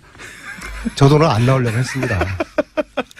두 분이 이렇게 합의 받아서 주거인 사건이 티격태격 해야지 혼자 이렇게 논평을 하시니까. 김성태 의원님, 저 오늘 의원님 나오신다고 해서 나온 건데요. 네. 뭔가 이게 당했다는 느낌이 드네요. 두 분이 다음 주에는 꼭 함께 나오셔서 다시 한번 토면제리를 해주시기를 바라겠습니다. 오늘은 여기까지 하겠습니다. 안민석 의원이었습니다. 감사합니다. 네, 감사합니다. 문재인 대통령이 세월호 참사 유가족들을 청와대로 초청했습니다. 어제. 이 자리에 참석한 유가족 한 분 전화로 연결해 보겠습니다. 단원고 2학년 5반 이창현 군의 어머니 최순아 씨 전화 연결됐습니다. 안녕하세요. 네, 안녕하세요. 네. 청와대 가는 길, 그 효자동에서 농성을 직접 하신 적도 있죠? 네, 그렇죠. 예. 네, 얼마나 하셨습니까, 그때? 그때 8월 22일 날, 2014년 8월 22일 날 시작해서 76일 동안 네. 대통령 만나주라고 저희가 날마다 노숙하면서 청와대에 들어가서 1인 시위도 하고 대통령 만나달라는 신청서 이런 것도 쓰고 네, 그랬었습니다. 그때 처음에는 76일간이나 그 바닥에 앉아서 농성하실 줄은 모르셨을 것 같고, 유가족들이 그렇게 간절하게 얘기하면 대통령을 만날 수 있을 줄 아셨을 것 같은데, 그렇지 않습니까? 처음엔 그랬죠. 처음에 시작은 그때 유민 아빠가 네. 특별법 때문에 단식이 40일이 돼가는 시점이라 이러다가 네. 어떻게 잘못될 수도 있겠다는 그런 위기감이 와서 엄마들 몇 명이 청와대 효자 동사무소에 둥지를 풀고 우리 대통령 유민 아빠 살려보자. 네. 처음엔 그렇게 시작을 했어요. 좀 만나달라고 제발 좀 만나달라고 사람 좀 살려달라고. 결국엔 만나주지 않았고 그게 길어져서 아무런 성과도 없이 그냥 나올 수는 없는 거여서 계속 하다가 결국에는 76일을 하게 되었었습니다. 그렇게 이제 그 농성뿐만 아니라 이제 청와대 가는 길목에서 대통령을 만나게 해달라는 여러 차례의 충돌이 있었는데 굉장히 힘들었어요. 결국 못 만나셨고, 예. 그런데 네네. 어제는 뭐랄까요, 너무 그렇게 어렵게 만나려고 했었어도 안 됐던 게 너무 쉬워서 약간 허탈하지 않으셨어요? 그렇죠. 저희가 진짜 지난 6월 말까지도 1인 시위를 계속 했었거든요. 예. 그거는 그러니까 미수습자 수습이 지난 6월 말까지 미수습자 찾아달라고 네네. 그런 1인 시위를 했었는데 예. 그렇게 들어가고 싶었던, 만나고 싶었던, 가고 싶었던 곳인데 저희가 버스를 청와대에서 마련해 주셔서 안산에서부터 쭉 왔는데 네. 한 번에 저지도 안 당하고 검문이나 저지 이런 거 단 한 번도 없이 그냥 청와대 정문을 통해서 쑥 한 번에 들어가는 거 보고 네. 진짜 허무했죠. 허무하기까지 하더라고요. 이렇게 쉬운 거였는데 3년이나 걸렸다는 게 저희는 진짜 못 들어갈 줄 알았어요. 그때 당시에는. 근데 쉽게 쑥 한 번에 들어가는 거 보고 허탈했습니다. 더구나 200여 명 가까운 분들이 이게 한두 명 따로 대표로 만나는 게 아니라 네. 만나고 싶어 하는 분들은 다 만나 주신 거잖아요. 예. 그래서 저희 단원고 유가족뿐만 아니라 미수습자 가족도 있었고 교사들 가족, 그다음에 생존자 부모, 인천의 일반인 유가족, 일반인 생존자, 화물기사 등등 굉장히 많은 분들 그러니까 다 초청해서 193명인가 이렇게 갔었어요. 그런데 이제 언론에 짧게 보도는 됐는데 네. 많은 분들이 이제 울었다. 이거 어떤 대목에서 그렇게 갑자기 눈물이 쏟아진 건지. 저는 개인적으로 대통령이 등장하는 순간, 보는 순간 눈물이 핑 돌더라고요. 그동안 당했던 게 있잖아요. 그런 것들이 막 서름이 복받쳐 올라오는 그런 게 있었어요. 그래서 보는 순간 그냥 눈물이 핑 돌더라고요. 이런 것 같아요. 그러니까 아이가 엄마를 잃어버렸는데 이렇게 동동거리다가 그러니까 엄마를 찾았을 때 그냥 달려가서 안고 우는 그러니까 그때의 느낌 그런 느낌이었던 것 같아요. 그래서 엄마들이 많이 울었죠. 무슨 말을 해서가 아니라? 네. 말씀도 하셨죠. 그러니까 대한민국 대표로 사과도 하셨는데 어제 가서 그러니까 제일 큰 성과가 있다면 저는 개인적으로 그거였던 것 같아요. 대한민국을 대표로 해서 사과하신다는 거 그게 순서잖아요. 저는 그게 제일 성과 있었다고 생각해요. 그때도 참 많이 엄마들 부모님들이 많이 울었죠. 물론 문재인 정부 시절에 일어났던 일은 아닌데 어쨌든 정부를 대변해서 국가를 대표해서 그런 얘기를 한다는 자체 한 번도 들어본 적이 없으니까요. 그러니까요. 예. 한이 됐었는데 그게 우리가 왜 이런 취급을 당하는지 정말 몰랐었어요. 근데 박근혜 정부 하에서는 우리 세월호 유가족이 대한민국 국민이 아니라 어떤 적을 대하는 것 같아요. 우리가 적으로 생각했던 것 같아요. 그런 대접을 받다가, 문재인 대통령께서 그 부분에 대해서 몰라준 것에 대해서 사과한다는 그 말씀을 하신 거 정말 좀 감사했고, 한이 조금 풀린 것 같아요. 다는 아니지만 조금 풀린 것 같아요. 물론 뭐 아직도 갈 길이 멀긴 한데 미습자도 아직 남아있고 또 뭐 진상조사에 2기도 간다고 하고 그렇지만 어쨌든 그 자리에 참석했던 분들은 이것저것 다 떠나서 사과 한마디에 마음이 많이 풀렸다. 예. 네. 그렇죠. 말 한마디가 굉장히 중요하죠. 이런 건 어떻습니까? 적으로 상대했다고 말씀하셔서 제가 드리는 질문인데 이제 박근혜 정부를 3년간 그 일 있고 나서 3년간 겪어보셨고 이제 문재인 정부를 한 100일간 겪어보셨지 않습니까? 네. 유가족 입장에서 비교를 하자면 뭐가 어떻게 다른가요? 그러니까 문재인 대통령이 하시는 게 정상이잖아요. 근데 지난 정권 하에서는 그런 대접을 한 번도 못 받아서 너무 비교가 되는 거죠. 하나에서 열까지 전부 다. 정말 당연한 거잖아요. 저희가 요구한 것들이. 저희는 정말 당연하다고 생각하기 때문에 지금껏 싸우는 건데, 왜 사고가 났는지, 왜 구조하지 않았는지, 구조하지 않은 건 저희가 그날 가서 직접 보고, 또 3년 동안 이 박근혜 정부가 이 세월호를 그냥 덮으려는 시도들을 굉장히 많이 보고 겪었거든요. 근데 그런 것들에 대해서 알고 싶은 거는 너무나 당연한 거잖아요. 당연한 요구를 이렇게 공권력을 동원해서, 국가의 힘을 동원해서, 무시하고 짓밟고, 그런 것만 당했는데, 이제 갑자기, 촛불 혁명에 의해서 정부가 바뀌고, 이제 정상화된 거죠. 정상화된 건데, 이게 당연했던 건데, 너무나 비교되게 그렇게 다른, 올바른 태도를 보이셔서, 저는 너무 감격스럽고, 이제 제대로 시작할 수 있다는, 정말, 진실을 밝혀낼 수 있다는 그런 기대감이 큽니다. 예. 뭐 예를 하나 들어봐 주십시오. 예, 어제 있었던 일이라도, 저희는 이제, 지켜보는 입장이니까 그 심정이 정확하게 되지는 못하니까, 뭐가 어떻게 다를까. 이렇게 느끼겠구나. 구체적인 이런 상황에서. 뭐 그런 예가 없나요? 작은 거라도? 저희가 대통령을 만나기 위해서 많은 저 임원들이 있거든요. 준비해서 요구사항들을 쭉 얘기했는데, 그에 대해서 이제 거기에 국무조정실장님도 참석하시고 많은 그 청와대 관계자분들이 참석하셨는데, 예.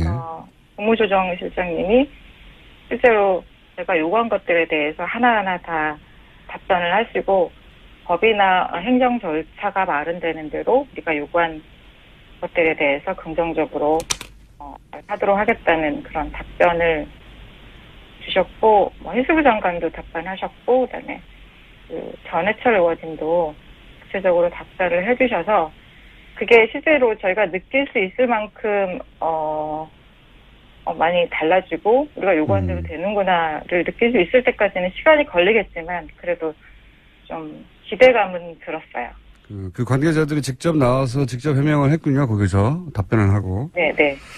대통령만 참석했던 게 아니고. 네, 맨 나중에는 대통령께서 이제 종합적으로 저희 심정 헤아려 주셔가면서 이제 어떻게 하시겠다는 말씀도 하셨고요. 알겠습니다. 청와대 캐비넷에서 뭐 다른 뉴스보다 유가족분들은 이 뉴스가 주목됐을 것 같은데 왜 세월호 특조위를 무력화하라 뭐 이런 내용을 담긴 문건이 발견됐다 이런 보도가 있었지 않습니까? 네. 그렇죠. 그 보도를 보고는 어떤 생각을 하셨습니까? 이게 해수부에서 작성한 문건이거든요. 네. 특조위를 무력화하라는 구체적인 지시가 담긴 문건이었고 실제로 그렇게 예. 실행이 된 건데 저희 그때 당시 알았었거든요. 그때 문건을 저희가 발견을 한 거예요. 저희 가족이. 예. 그래서 굉장히 문제를 삼았는데 그때는 아무런 언론이 보도를 안 하니까 도움이 안 되고 그냥 미치고 팔팔 뛰는 거죠. 그때 이거 정말- 이미 그런 문건이 네, 존재하는 말도 걸 안 되는 아셨고, 건데. 아하. 예, 제가 알았었어요. 예. 음. 아무도 보도해주지 않고 문제 삼지 않으니까 그냥 그대로 넘어가고 실제로 그 새누리당 추천 의원들이 전원 사퇴를 하면서 그게 실행이 되고 특조위가 무력화되고 이런 것들을 지켜볼 수밖에 없었거든요. 그게 사실이었고 저희는 그때 이미 알았고 그때 해줬어야 되는데 언론이 다뤄져서 정말 이거는 말도 안 되는 건데 청와대에 결국 지시한 거죠. 박근혜 대통령 7시간 조사하는 거 나오면 니네 새누리당 추천 의원들은 전원 사퇴한다고 기자회견을 하고 실제로 사퇴해라. 특조위 들어가지 못하게 해라는 이게 실제로 지시가 떨어져서 그대로 된 건데 그게 실행이 됐던 거잖아요. 근데 당시 언론들이 이걸 제대로 보도해주지 않았다. 네, 보도해주지 않아서. 언론에 대한 불신도 정말- 크실 것 같은데, 네. 여러 언론사들 중에서도 특히, 유가족들을 화나게 했던 언론사가 또 있습니까? 혹시? 많은 분들은 KBS 우리가 쫓아가서 네. 지금 보도국장의 그거 보도 문건 때문에 네네. 저희가 5월 8일 날 9일 날 1박 2일로 쫓아간 그것들을 많이 기억할 텐데 저는 개인적으로 MBC가 너무 미워요. 왜 그렇습니까? 그 전원구조 오보도 처음에 네. MBC가 맨 먼저 11시 1분인가 먼저. 먼저 냈거든요. 근데 그거 목포 MBC에서 그거 사실 아닐 수 있다. 사실 아닐 수 있다고 분명히 그 본사에 얘기했는데 정정하지도 않고 그대로 계속 내보냈고. 목포 MBC는 아닐 수도 있다고 했는데, 네, MBC 본사에서 계속 내보냈고, 예. 네, 수정하지 않았고 계속 내보냈고 다른 방송 다 따라서 계속 내보내고 그리고 또 정말 너무 화가 나는 거 그날 저녁일 거예요 아마 4월 16일 저녁에 뉴스에 MBC 뉴스에 그 아이들 보험금이 얼마다 아하. 이들이 천사에서 얼마를 들어놨고 뭐 운전자 보험 아니고 여행자 보험을 들었고 그래서 얼마를 탈 수 있다는 그런 보도를 MBC에서 첫날 한 걸로 알고 있어요. 그게 첫날부터. 정말 너무너무 화가 나요. 그래서 국정조사 때 이제 2014년 그 7월 달에 국정조사 열리면서 MBC도 분명히 조사 대상에 들어가 있었는데 그냥 안 나오고 버티더라고요. 안 나오고 버티는데 그러니까 국회의원들이 국정조사 의원들이 동행명령권 이런 것도 발동을 하고 그러는데 결국엔 안 나오고 안 나오고 그냥 버텨버리니까 그대로 끝나는 단 한 번도 MBC는 조사를 하지 않았거든요. 그래서 특조위가 만약에 이기 특조위가 가동이 되면 이렇게 MBC 조사해서 그런 전원 구조 오보가 낸 어떻게 그 오보가 날 수 있었는지 목포 MBC의 그런 사실이 아닐 수 있다는 보도를 왜 무시했는지 그런 것들 조사하고 또 이게 아무튼 법에 걸릴 수 있는 건지 모르겠지만 제가 속상한 거는 그 부분이거든요. 처음에 그렇게 하나 있을 거라고 생각하는 그때에 아이들 보험금을 얘기하고 돈으로 이렇게 부지를 흐리는 그런 태도 너무 나쁘다고 생각해요. 알겠습니다. 뭐 언론사 전반에 대해서 불신이 크시겠지만 그 중에서도 MBC에 대해서 이러저러한 이유로 그 특조위가 조사까지 해야 된다고 지금 생각하시는 거고. 네, 분명히 조사해야 된다고 생각합니다. 알겠습니다. 특조위 2기도 뭐 대통령이 직접 많은 권한으로 조사할 수 있도록 해주겠다고 했으니까 이제 1기와는 완전히 달라지겠죠. 한 가지만 더 여쭤보겠습니다. 그동안 어떻게 생계를 꾸리셨어요? 이 많은 분들이 사실 생계를 제대로 꾸릴 수 없을 정도로 이런 활동을 해오셨잖아요. 네, 궁금하실 것 같아요. 네. 네. 저희가 특별법이 2014년도에 2개가 통과됐는데 진상규명 특별법하고 이렇게 피해자 지원 특별법 2개가 통과됐어요. 근데 네. 지원 특별법은 이렇게 국가 보상이 네. 포함돼 보상을 어떻게 해주느냐는 그런 부분인데 네네. 거기에 독소 조항이 하나 들어가 있어요. 국가의 보상을 받은 사람은 국가에 어떠한 요구도 하면 안 된다. 진상규명 요구는 오. 없다. 그런 독소 그러니까 돈 조항. 받고 진상규명 요구는 하지 말라 이런. 예, 하지 말라는 그 조항이 어허. 들어 있어요. 그래서 그 조항 때문에 그러니까 물론 그 보상 신청을 해서 받은 분들도 있지만 한 110가정 정도는 네. 그 독소 조항에 걸리기 때문에 보상 안 받고 우리는 민사라고 하겠다고 민사 소송을 진행 중에 있고요. 근데 거기에 국민성금을 많이 모아주셨거든요. 국민에서 국민성금은 물어보니까 그러니까 정부가 주는 것에 해당이 안 된다. 그래서 그 독소 조항에 포함이 안 된다는 확인을 받고 국민성금은 받아서 그걸로 투쟁자금으로 쓰고 있습니다. 감사한 일이죠. 근데 그 독소 조항에 대해서 저희가 그 헌법 소원을 냈어요. 그거 네. 헌법에 위배되는 거 아니냐. 그래서 네네. 소원을 냈는데 그게 유언이라는 그런 판결이 올해 초인가 아, 다행이군요. 예. 그 조항이 유언이라는. 보상은 보상이고 잘못된 건 밝혀내야 되는데 네. 국가로부터 보상을 받으면 잘못됐더라도 뭔가 아무런 요구를 할 수 없다고 아예 조항을 받고 있다는 건 정말 악질적이었네요. 지금까지 예. 그렇게 해왔다고 그러더라고요. 정부가. 그렇군요. 알겠습니다. 지금 그것도 위원회에 났다고 하니까 그것도 다행인 일이고 그러면 그동안은 그러니까 국가가 아니라 국민 성금으로 모아준 돈으로 예. 네. 국가가 할 일을 국민들이 해왔던 것이고 그 덕분에 여기까지 올 수 있었다 이런 말씀이시네요. 네. 네네. 알겠습니다. 오늘 말씀 여기까지 듣고요. 예, 미수습자 문제도 해결되고 또 2기가 출범하고 하면 아무래도 유가족들을 많이 모셔야 될 것 같습니다. 자, 오늘 여기까지 하겠습니다. 감사합니다. 네, 감사합니다. 네. 지금까지 단원고 2학년 5반 이창현 군의 어머님 최순아 씨였습니다. 자, 예상치 못하게 대단한 인기를 끌고 있는, 이렇게까지 인기가 있을 줄 몰랐는데, 대단한 인기를 끌고 있는, 예, 도시 이야기. 네. 김재림 박사님 나오셨습니다. 네. 간만에 MIT 출신을 얘기할까요?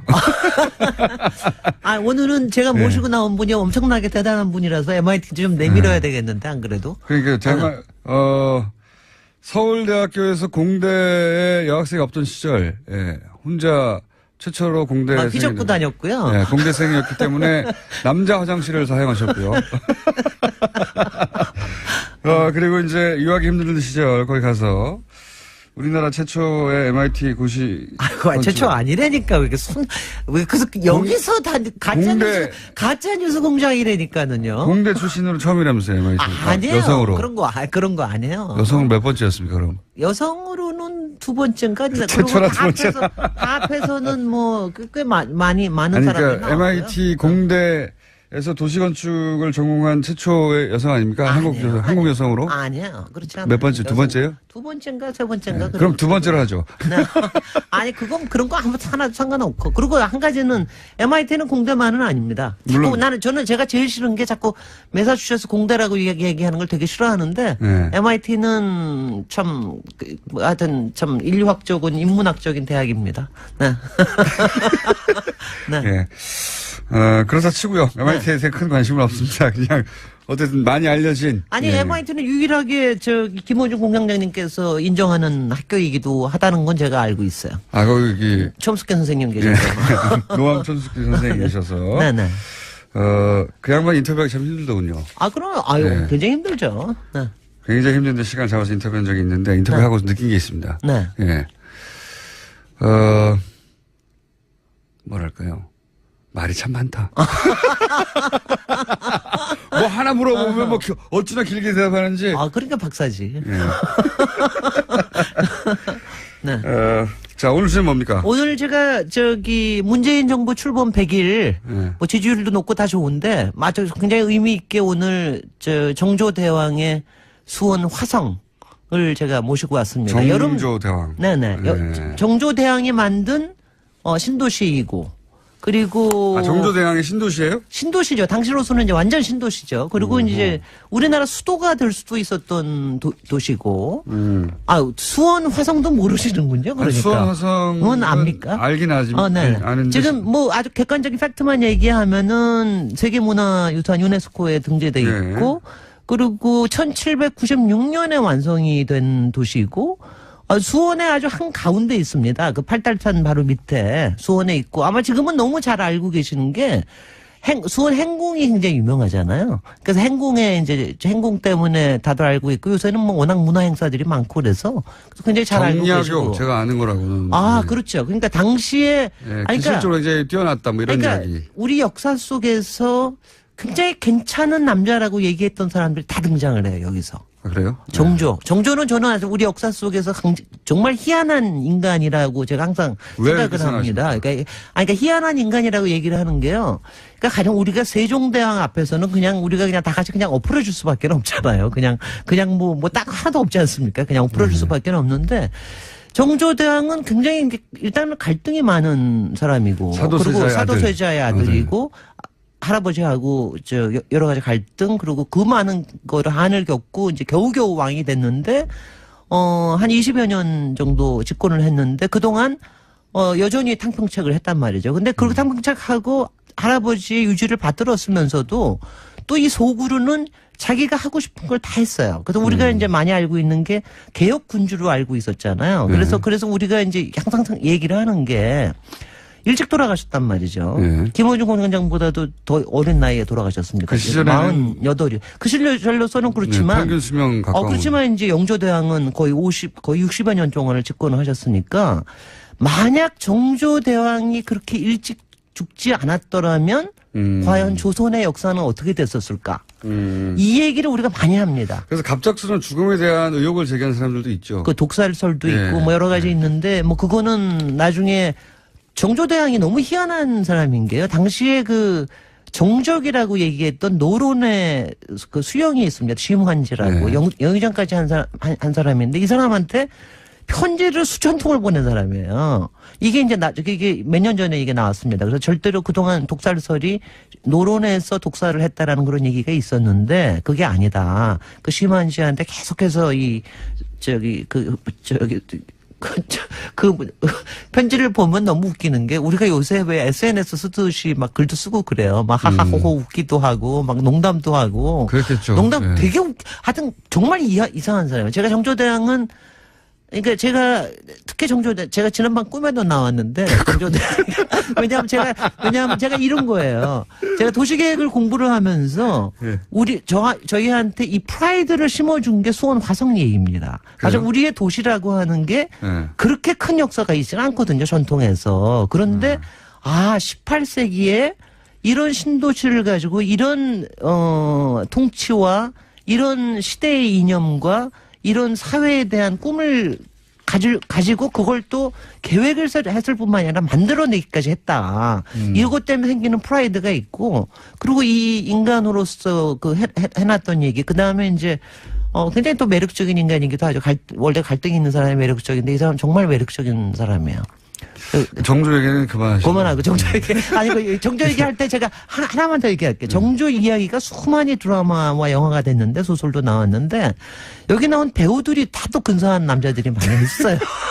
근데 그 중에 하나만 제가 그 영화 사도에서 딱 정조가 그 해경궁 홍씨 그 행궁에 가서 춤을 추는 장면이 나오거든요. 딱 그 장면에 정조가 나오는데 소지섭이 거기에 분화합니다. 근데 거기에 부채를 들고 춤을 추는 장면이 있는데, 제가 여태까지 본 거 중에서, 바로 저게 바로 정조다. 한 1, 2분 나오는데. 소지섭 씨 페이스북에 소지섭의 문제가 아니라 이거는 그걸 그린 거에, 그러니까. 감독이 잘했다. 감동이 굉장히 잘한 거죠. 그리고 그게 남자가 자기 어머니의 회가변에서 춤을 추면서 자기의 온 인생과 자기 철학을 얘기할 수 있는 그게 진짜 남자입니다. 소지섭 씨의 선이 구워서 그랬겠죠. 그래서 그래서 그렇지 않아요. 제가 해봐요. 아니야. 그건 그래서 그런 게 아니라, 저는 그게 망나니 춤처럼 굉장히, 보이지. 아니야. 굉장히 정말 마음에 들더라고요. 그러니까, 정조의 마음이 아마 그런 거 아니었을까 이런 생각을 하고요. 네. 화성 얘기를 언제 합니까? 정조 얘기만 계속 하다가. 화성 얘기. 그래서 화성은요, 네. 뭐, 얘기할 게 없어요. 그냥 가보시면 됩니다. 근데 이제 이게 굉장히 재밌는 게 뭐냐면. 신도시라고 하셨는데. 이걸 왜 정조가 만들었나? 이게 말이냐면, 이게 정조의 기가 막히게. 첫 번째는, 바깥으로는 정조의 효심 때문에 만들었다고 딱 얘기를 했어요. 네. 이게 아젠다입니다. 이게 네. 아주 소프트한 아젠다예요. 프레임이고. 그게. 프레임을 딱 뭐라 그러냐면 자기 아버지의 능을, 사도세자의 능을 이쪽으로 옮깁니다. 옮기고 여기 이것 때문에 자기가 능행을 해야 되니까. 효도를 일단 뭐가 명분을 필요하다. 세웠고. 그 명분을 세웠고. 실제로는. 그 속에는 뭐냐면 왕권 강화가 있는 거죠. 근데 왕권 강화를 하는데 그 장영군 만든 건 아실 거예요. 왜 친위대도 만들고 그리고 규장각을 통해서 수많은 규장각. 네. 규장각을 통해서 수많은 그러니까 자기 세력들을 이제 만들어낸 거 아니에요. 네.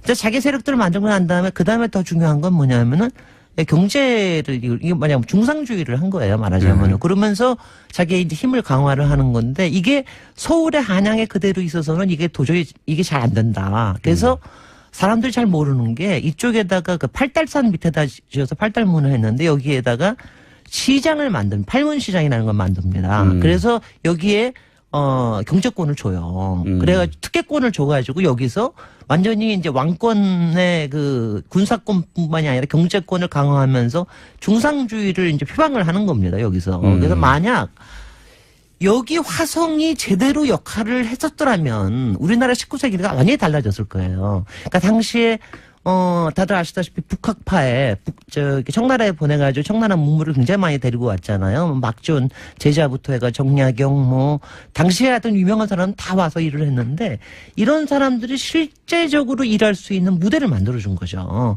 근데 이거를 도시를 통해서 만든 겁니다. 그래서 만약 이게 뭐냐면은 1796년에 완성이 됐는데 그리고 완성된 것도 딱 3년 만에 완성해요. 정확히는 33개월 만에 완성합니다. 엄청나게 빨리 했네요. 그러니까 계획을 한 10년 하고 33개월 동안 합니다. 정약용이 그까지 책까지 다 써놨는데 네. 그래야 33개월 만에 완성하고 난 다음에 그리고 2년 있다 죽어요. 그러니까 얼마나 속상합니까? 10년을 계획해서 3년 만에 해치웠다. 3년 만에 해치우고 3년 만에 행군까지 다 해치우고 여기 5.2km 되는 이제 성 만들고 성을 만든 거 보면은 성도 되게 웃겨요. 우리나라 성들이 되게 이렇게 무슨 공격을 하거나 방어하는 게 잘 없거든요. 보통 산성에 가 있는데 여기에 화성은 완전히 방어용입니다. 완전히 방어를 해서 이 안에서 왜 유명한 것들 나오는 그 안에서 총을 다 쏠 수 있게끔 만든 거예요. 공성전을 위해서 만든 거군요. 실제. 완전히 공성전을 위해서 만든 거예요. 그래서 이게 만약 정말 팔문시장이 제대로 역할을 했고 여기에 상권들이 완전히 서울에 있는 유기전이나 이런 데가 아니라 이쪽으로 옮겨갔고 그러면서 이제 말하자면 중상주의와 수도를 옮기려고 그랬나요? 그러니까 속으로 마음은 천도였습니다. 속으로 마음은 천도를 하면서 그쯤 바깥으로는 신도시가 소프트 아젠다를 만든 거죠. 효심. 그래서 지금도 가서 얘기 들어보면은 뭐 정조대왕이 효심 때문에 해경궁 홍씨를 모시고 뭐 아버님을 모시고 이렇게 얘기하면 저 속으로 막 웃죠. 그게 아니고 속으로는 위대한 전략가였습니다. 그리고 위대한 야심을 가지고 그게 본인의 야심뿐만이 아니라 세종시를 만들려고 한 거네요. 아니 세종시하고는 이제 제가 이제 가끔 이럴 때 자꾸 세종시 그러면 이제 그걸 가지고 세종시에다가 예를 들어서 뭐 여러 가지 대형 저기를 시장을 하는데 더 근데 더한 거 뭐 아닙니까, 그거하고는 조금 이제 세종시의 백그라운드하고는 좀 다르고 죄송합니다. 무식해서. 아니 왜냐하면 그것 때문에 노무현 대통령과 정조대왕을 결부를 시키면서 굉장히 나쁜 얘기를 하는 사람들이 많았어요. 근데 이제 저는 그거는 아니요. 조금 좀 다르다고 보고 세종시 가지고는 다른 기회에 다시 한번 얘기를 하도록 하고요. 요거 근데 이거는요. 제가 보기에는 다음 주 한번 더 해야 될 것 같은데요. 다음 주 한번. 그러니까 그럽시다. 네. 그러니까 정조 정말 얘기가 다 지나가 버렸어요. 여행하기가 너무 좋아. 그러니까 가서 걷기만 해도 되거든요. 그래서 이거는 정약용 얘기도 좀 해주셔야 돼요. 정약용 얘기도 해야죠. 정약용도 정말 대단한 사람. 다빈치 아닙니까? 다빈치. 제가 보기에는 너무 대단한 사람이죠. 다빈치에 가장 가까운 조선의 인물이 그리고 규장각도 대단한 거고요. 대단하다는 얘기 하다가 시간 다 됐습니다. 죄송합니다.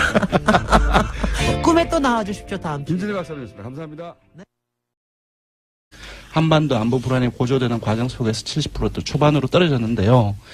이러한 그 변화 과정 속에서도 주요하게 봐야 될 것이 보수층을 제외하고 모든 지역 연령 이념 성향에서 긍정 평가가 상당히 크게 높거나 50%를 상회하고 있다는 겁니다. 네. 그리고 두 번째로는 주목할 점이 있습니다. 대구 경북이나 60대 이상 보수층 등 같은 경우는 문 대통령의 전통적 반대층이지 않습니까? 네. 그래서 지지율이 상대적으로 뭐 40대 이하라든지 중도 진보에 비해서 낮긴 낮은데 분석을 해보니까 19대 대선 때보다 지지층을 확대한 폭이 이 대구 경북이나 이쪽에서 훨씬 더 높았다는 겁니다. 그래서 전반적으로 이러한 경향을 봤을 때 지금 상당히 지금 취임 100일째이긴 하지만 상당히 많이 지난 상황이긴 하지만 지지층이 상당히 탄탄하다. 이제 그렇게 볼 수 있을 것 같습니다. 70% 박스권이라고 표현할 수 있을 것 같아요. 박스권, 예. 예. 원래 이제 박스권이라는 건 지지율이 더 이상 올라가지 않고 거기 갇혔다라고 해서 문재인 후보 시절에 굉장히 많은 그런 표현들이 있었죠. 10% 박스권을 갖췄다. 뭐 제가 기억나는 것은 20%대 초반에서 그때부터 네. 박스권 얘기가 뭐 SNS상에서 많이 얘기 있어서 30% 박스권을 갖췄다. 30% 뭐 40% 박스권을 갖췄다. 그런 식으로 계속 올라가서 네, 종편을 주로 썼던 표현들인데, 그러니까 네. 안 올라간다는 거죠. 확장성이 네. 없다고 비판하기 위해서 10%부터 40%까지 계속 박스권이라고 표현했는데 70% 박스권을 갖춘 것 같아요. 근데 네. 일반 국민을 대상으로 한 여론조사에서 70% 이상이 나온다는 것은 이거 엄청난 사실상 70%나 80%는 제가 봤을 때는 크게 의미가 없지 않나 싶습니다. 압도적인 네. 지지율인데 흔히 이제 여론조사에서 한 60몇 프로 넘어가면 어떤 사안에서 압도적인 찬반이 나온다고 하는 거거든요. 예, 66% 정도면 3명 중에 2명이 찬성 또는 반대한다는 것인데 3명 중에 2명이 전문가 조사가 아니라 일반 국민조사에서 그렇게 나오기는 상당히 어렵습니다. 예, 그래서 이제 그때부터 보통 압도적이라고 표현을 하는 거죠. 네네. 예. 이 이유 중에 하나는 뭐 제가 좀 전에 얘기했지만 이 지지율을 받아갈 야당이 없어서 그런 것도 있는 것 같아요. 다른 이유도 있지만 갈 데가 없어요. 지지율이 생각해 보시면 그런 부분들도 있겠죠. 뭐 네, 많이 다른 이유는 이제 전문가가 얘기해 보십시오. 알았습니다. 이제 야당이 구체적인 개혁이라든지 정책적인 어떤 차별성이라든지 그런 것들을 내놓지 못하면서 갈 곳이 없는 그런 부분들도 하나의 분석이 될 수 있겠고 또 많이 얘기가 됐죠. 이전 정부의 기저효과, 예. 베이스 이펙트 이런 부분들도 얘기가 많이 나오고 있는데 제가 보기에는 그게 본질적인 이 지지율 고공행진의 원인은 아니라고 생각이 듭니다. 무엇보다 이제 박근혜 정부 국정농단 사건이라든지 탄핵 과정을 거치면서 시대 정신이 현 정부가 추진하고 있는 개혁 정책이라든지 국민들이 생각하고 있는 부분들이 완전히 그 일치를 하고 있는 상황이라고 생각이 들어요. 시대 정신과 같이 간다는 건데. 맞습니다. 뭐 적폐 청산이라든지 개혁 또는 기본적으로 이전에 불통으로 점철되었다고 한다면 지금 같은 경우는 소통과 공감의 행보 이러한 부분들이 국민의 생각과 지금 현 정부가 벌이고 있는 여러 가지 행보라든지 정책과 거의 일치해 나가고 있기 때문에 바로 여기에서 공공행전의 기본적인 어떤 배경들을 찾아야 되지 않을까 싶습니다. 이 시대정신과 같이 가도 이제 그걸 잘 연출하고 내가 가고 있다는 걸 다 이해시켜야 되는데 네. 그런 상징, 그러니까 내가 시대정신과 같이 가고 있다. 네네. 내가 당신들의 뜻과 부합되는 결정과 사과 행동을 하고 있다는 거를 또 잘 연출해서 전달해요. 예, 그것도 맞습니다. 굉장히 중요한 면이 있습니다. 중요한 건 이제 그거는 이제 효과적으로 보여주고 네.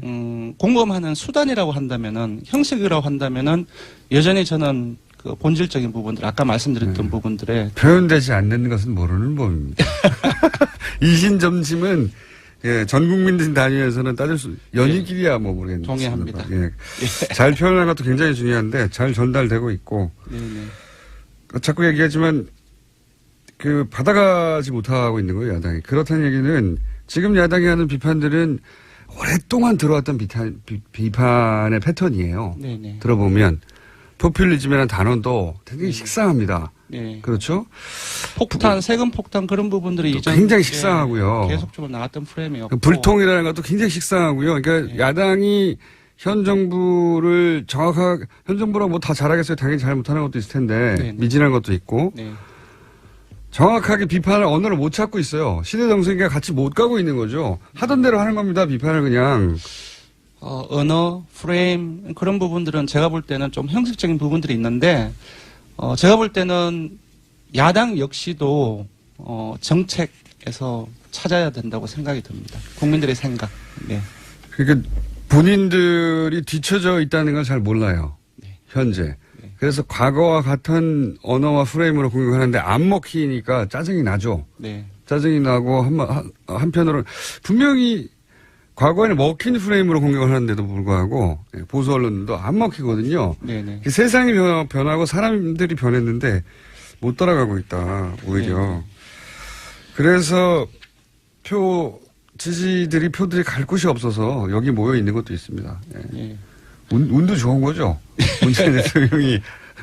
일단 지지층이 워낙 탄탄합니다. 일종의 이제 팬덤 아이돌의 팬덤 형상에 오히려 더 강력해. 예, 더 강력할 정도로 지지층의 팬덤 형상을 보이고 있는데 이러한 현 상황 그리고 언론 지형도 상당히 이전에 참여정부 때에 비해서 많이 바뀌었습니다. 예, 그런 것들 맞습니다. 종합적으로 고려를 한다면 과거에는 뭐 인터넷도 없었고 팟캐스트도 없었고 SNS도 없었죠. 그래서 이제 종이신문이 한번 뭐라고 아젠다를 설정하면 네. 프레임을 잡고 그럼 하루 이틀 후에 네네. 그 아젠다대로 뉴스가 흘러갔거든요. 다들 따라가고. 이제는 그 폭탄이라고 세금 폭탄이라고 하면 정말 세금 폭탄인 줄 아닌지 따지지 않고 따져보면 세금 폭탄 아닌데 세금 폭탄으로 실제 여론이 만들어지기도 했죠. 네네. 네. 그런 게 이제 안 통하는 거죠. 또. 예, 근데 조금 우려 정도까지는 아니지만 그 지지율 이탈, 지지율 그 하락의 어떤 가능성 그런 부분들은 한번 짚어봐야 되지 않을까 싶은데요. 뭐 그런 날이 오겠죠. 네.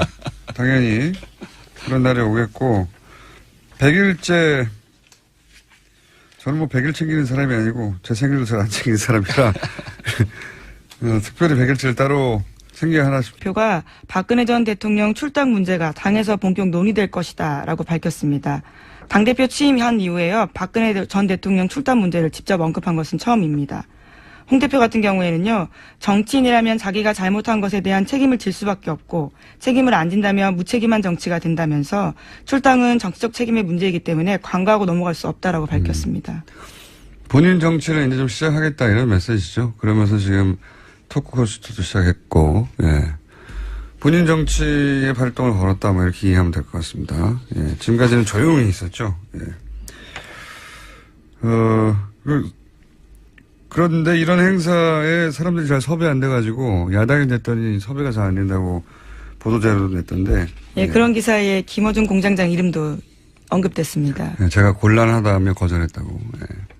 곤란하다고 한 적 없어요? 그냥 싫다고 그랬지. 왜 싫다고 하셨나요?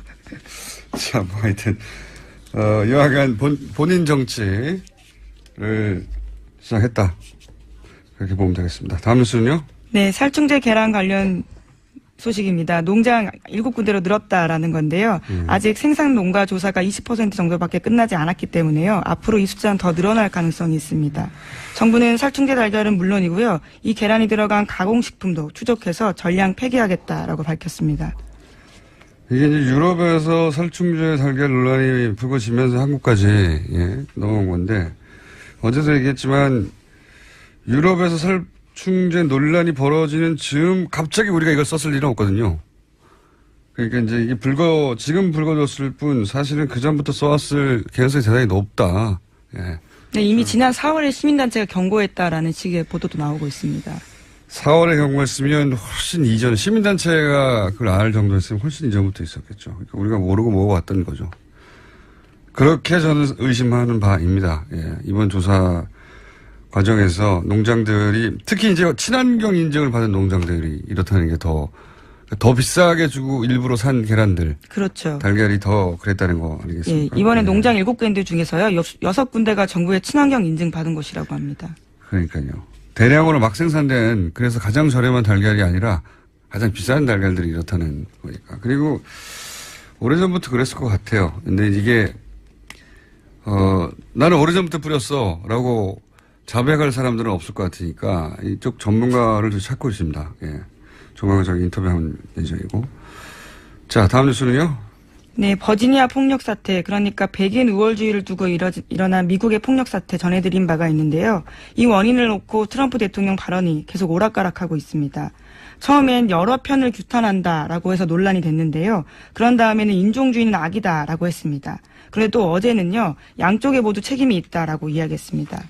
이게 이제 처음에 인종주의라고 이제 비난을 받으니까 한번 물러섰다가 또 자신의 지지 기반 중에 하나인 그쪽에서 지지를 철회한다고 하니까 다시 또 이런 얘기를 한 거거든요. 예.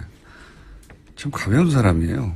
보면 자기가 했던 말을 어떻게 하루하루 만에 뒤집는 건지. 뭐 까먹었을 수도 있을 것 같은데요. 사실 이거는 미국 주류 사회가 받아들일 수 없는 거거든요. 예, 네. 그래서 공화당 하원 의장 같은 경우에도요, 백인 우월주의는 역겹고 도덕적 모호성은 안 된다, 이렇게 강하게 이야기했습니다. 미국 사실 노예제로 시작한 나라이긴 한데, 미국 근대사는 사실 이 인종주의와의 오랜 갈등, 그런 역사 깊잖아요. 특히 흑인 사회가, 뭐 지금도 차별이 있지만 과거에는 같은 식당에 못 들어가고 뭐 많았지 않습니까? 버스도 같이 타지 못하고 그랬어요. 그래서 사실은 인종주의를 극복하기 위해서 미국 사회가 치른 비용이 엄청나거든요. 간신히 여기까지 왔는데 그거를 뭐 한 60년대 70년대로 되돌리려고 하는 거죠. 그러면서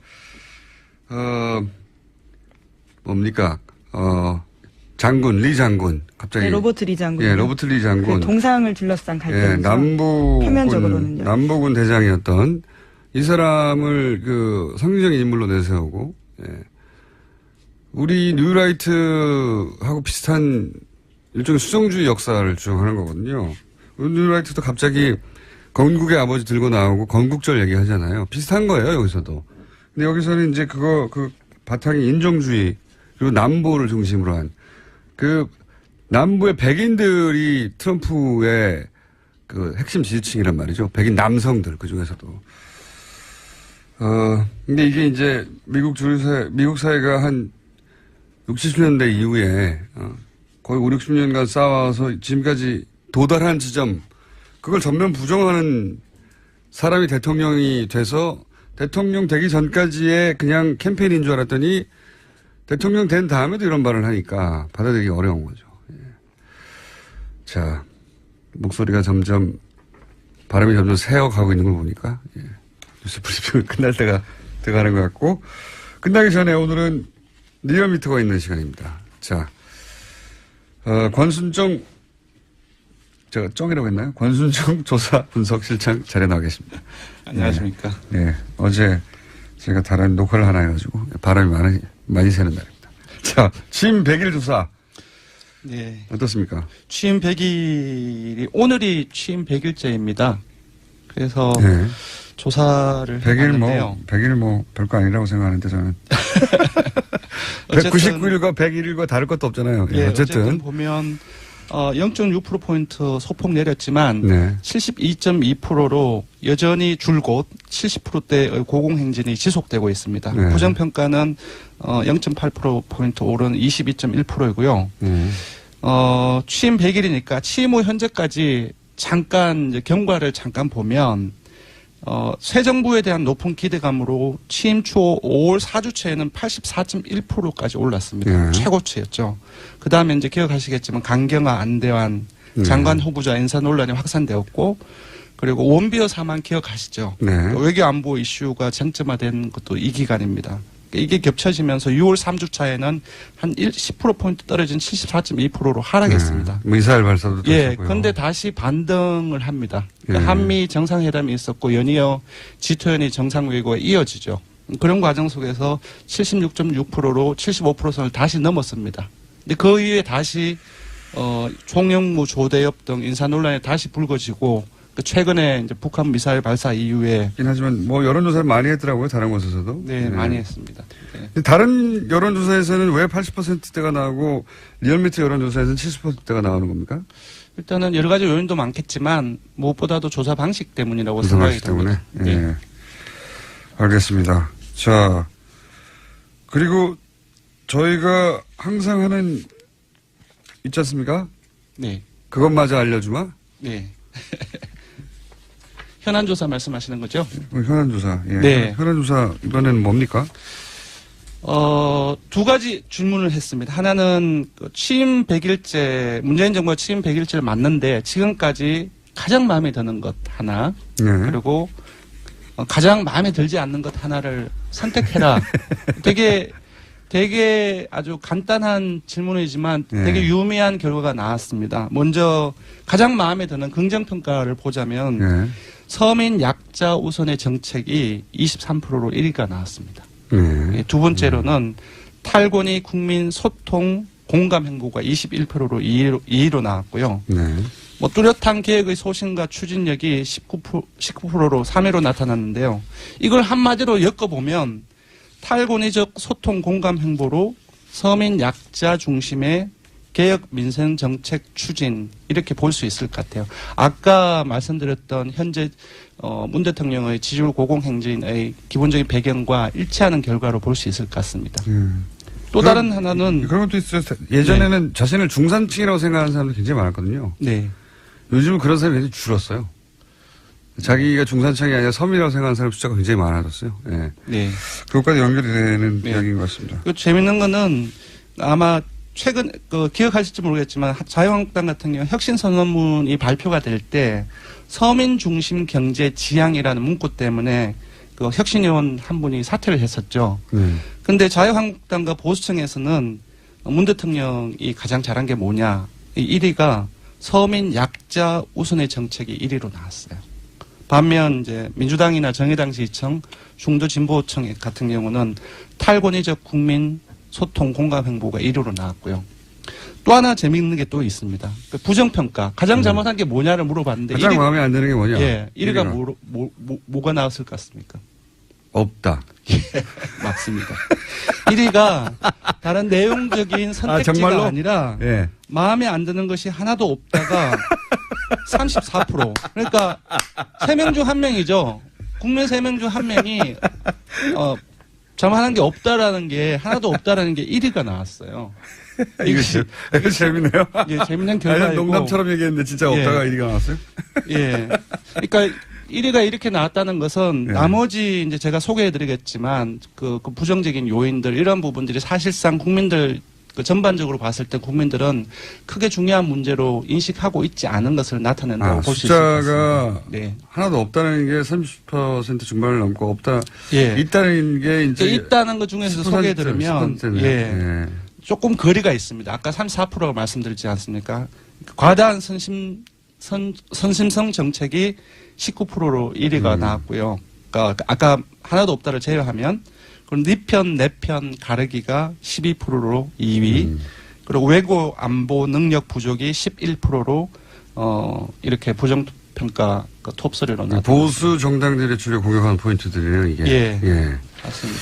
근데 이제 공감대가 그렇게 크지 않다는 얘기고. 지금 여러 가지 선심선 정책이라는 프레임이 나오고 있는데 사실 그 앞에 그 재원제달 문제 같은 경우는 그 프레임으로 바로 연결될 수는 없겠지만 좀 중도라든지 이런 층 같은 경우에서도 조금 의구심을 가지고 있는 부분들이 있거든요. 네. 그런 부분들을 반영하는 응답이 아닌가 싶습니다.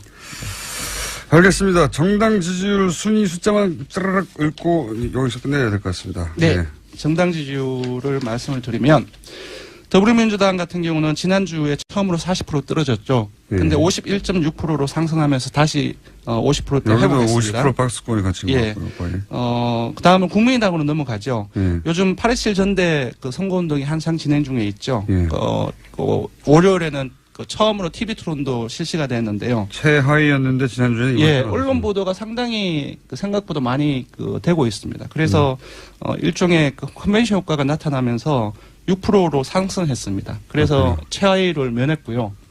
그리고 자유한국당 같은 경우는 이제 오늘도 이제 보도가 계속 나오고 있는데 광복절 전후해서 1948년 건국절 주장이 이어지고 있지 않습니까? 예. 이렇게 이어지고 있는 가운데 16.4%로 소폭 하락했고요.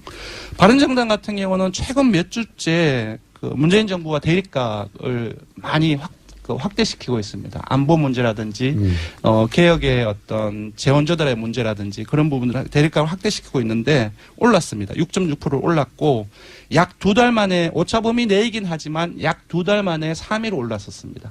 마지막으로 정의당 같은 경우는 지난주에 반등세가 끊겨서 5%로 하락했습니다. 알겠습니다. 개요 알려주십시오. 네. 예, 대통령 정당 지지율 조사는 TBS 의뢰로 전국 19세 이상 성인을 대상으로 8월 14일과 16일 이틀 동안 조사를 했습니다. 전화 면접 자동응답 혼용 방식으로 실시했고 최종 완전 응답자는 1,006명입니다. 표본 오차는 95% 신뢰 수준 플러스 마이너스 3.1%포인트고요. 응답률은 5.3%입니다. 취임 100일 문재인 정부 평가조사 같은 경우는 역시 TBS 의뢰로 19세 이상 성인을 대상으로 했고요. 어제 하루 동안 조사를 했습니다. 전화면접 자동 혼용 방식으로 실시했고 최종 완전 응답자는 505명입니다. 표본차는 플러스 마이너스 4.4%포인트, 응답률은 동일하게 5.3%입니다. 하겠습니다. 리얼미터 권수정 실장이었고요. 예, 옆에서 조용히 앉아있는 시사인의 김은지였습니다. 감사합니다. 내일 뵙겠습니다. 고맙습니다.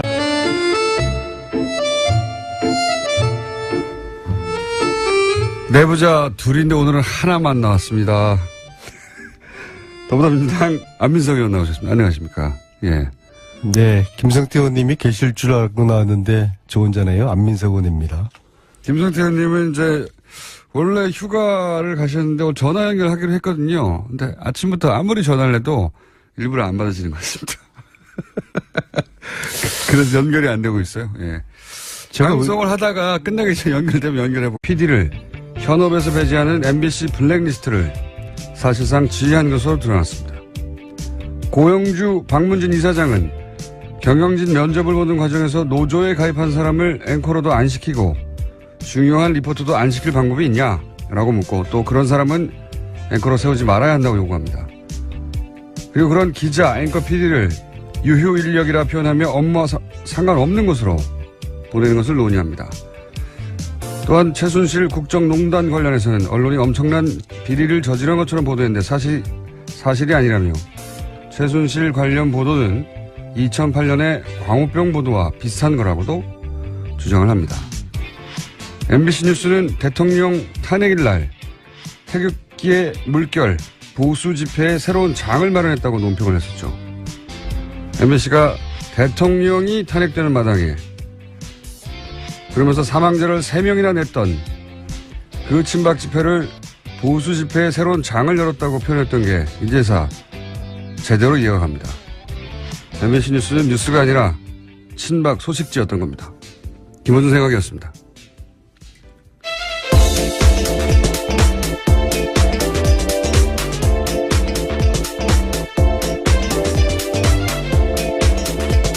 시사인의 김은지입니다. 자, 오늘도 뉴스를 또 해볼까요? 예.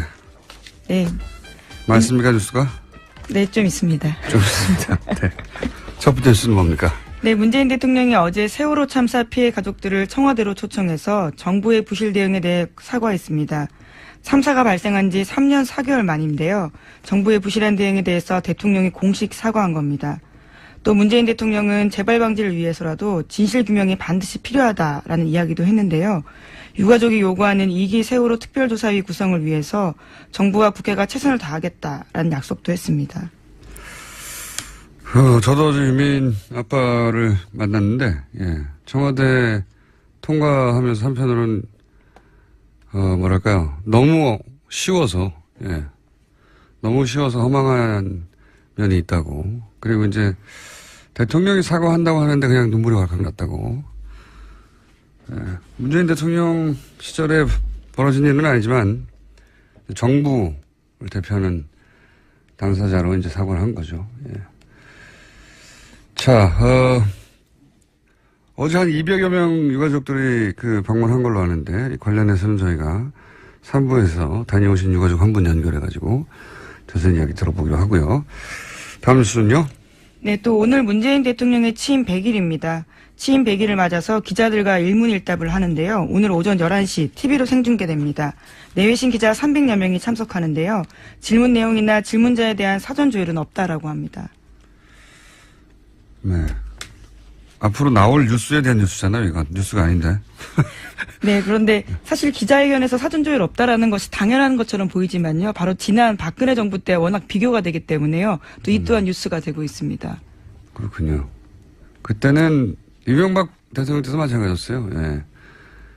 질문을 받아서 그다음에 질문할 기자를 지정하고 미리 그 사람만 질문을 하는 것이었고 질문도 처음 받는 것처럼 기자회견 박근혜 대통령도 기자회견 잘 보시면 마치 처음 받는 것처럼 말을 하는 경우가 있습니다. 막 받아줬고 말하고. 네. 그래서 뉴스타파에서 당시에 사전 각본을 공개해서 굉장히 큰 논란이 된 바가 있습니다. 네. 국민들 입장에선 정말 다 외우고 나온 거였어요.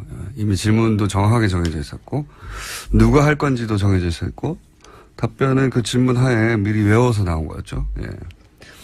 쉬워졌죠, 그게. 근데 이번에는 없다는 거죠. 예. 네, 원래라면 자유로운 질의응답이라고 하는 게 자연스러운 일이기 때문에요. 그런 모습들을 다른 지켜볼 수 나라에서 있을 것 그렇게 같습니다. 합니다. 예.